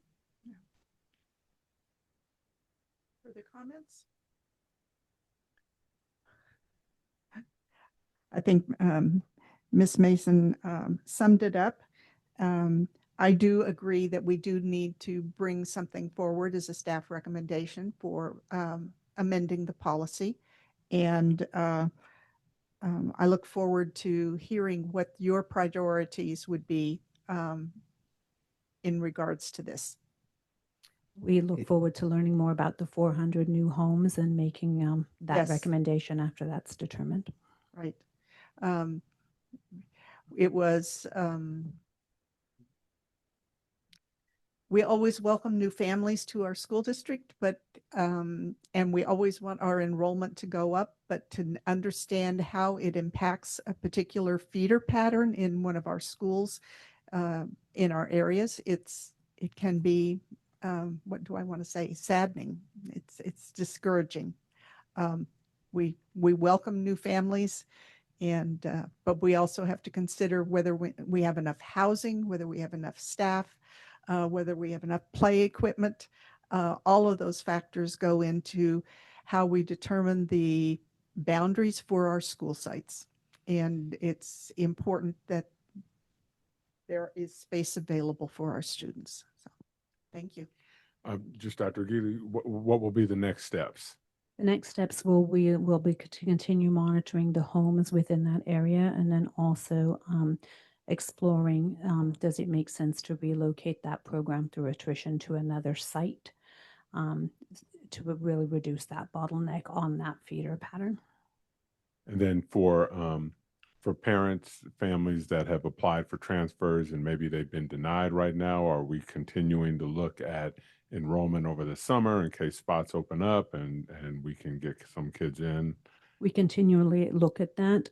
We get that updated every few weeks, and then we update it with, we send out a survey to all of our families. So as those students are notifying us they're dropping, we are removing those from the system, which then opens up space to grant more transfers. Okay. Yes. And your email, some of these folks here know how to get in touch with you to give input? I have met with some of these folks already. They knew where my office is. Okay, good, good. And just like I do appreciate this, and I think Dr. Aguili summed it up. We do read the emails, we do listen to the comments. I know we can't respond when the comments come here, but we're constantly working on this stuff. And as Trustee Mason said, it's often difficult because no matter what we do, there's not enough room at a couple of these schools. And so someone's going to be upset, either a new resident moving in and there's not room at their school, or someone who's part of the cohort. But we will do our best to meet the needs of as many students and families as we can. And if we have to revisit some of our policies, we have no problem doing that, right? We are not so stuck in them that they're etched in stone and they cannot be adjusted. So we will work together on this, and we'll continue looking for input and looking for solutions. And I'd like to thank the community members behind me, because some of them did share some of the ideas with me about things to look at, and share a lot of the past history with me. And we're always very respectful, polite, and solutions oriented. So thank you. You're going to call a 504 we're going to do a 504 meeting. Did you write that down? That was my number one comment. Okay, good. All right, thank you. Thank you very much. And thank you for staying for this item on the agenda. I know it was very important to you, and we welcome your input.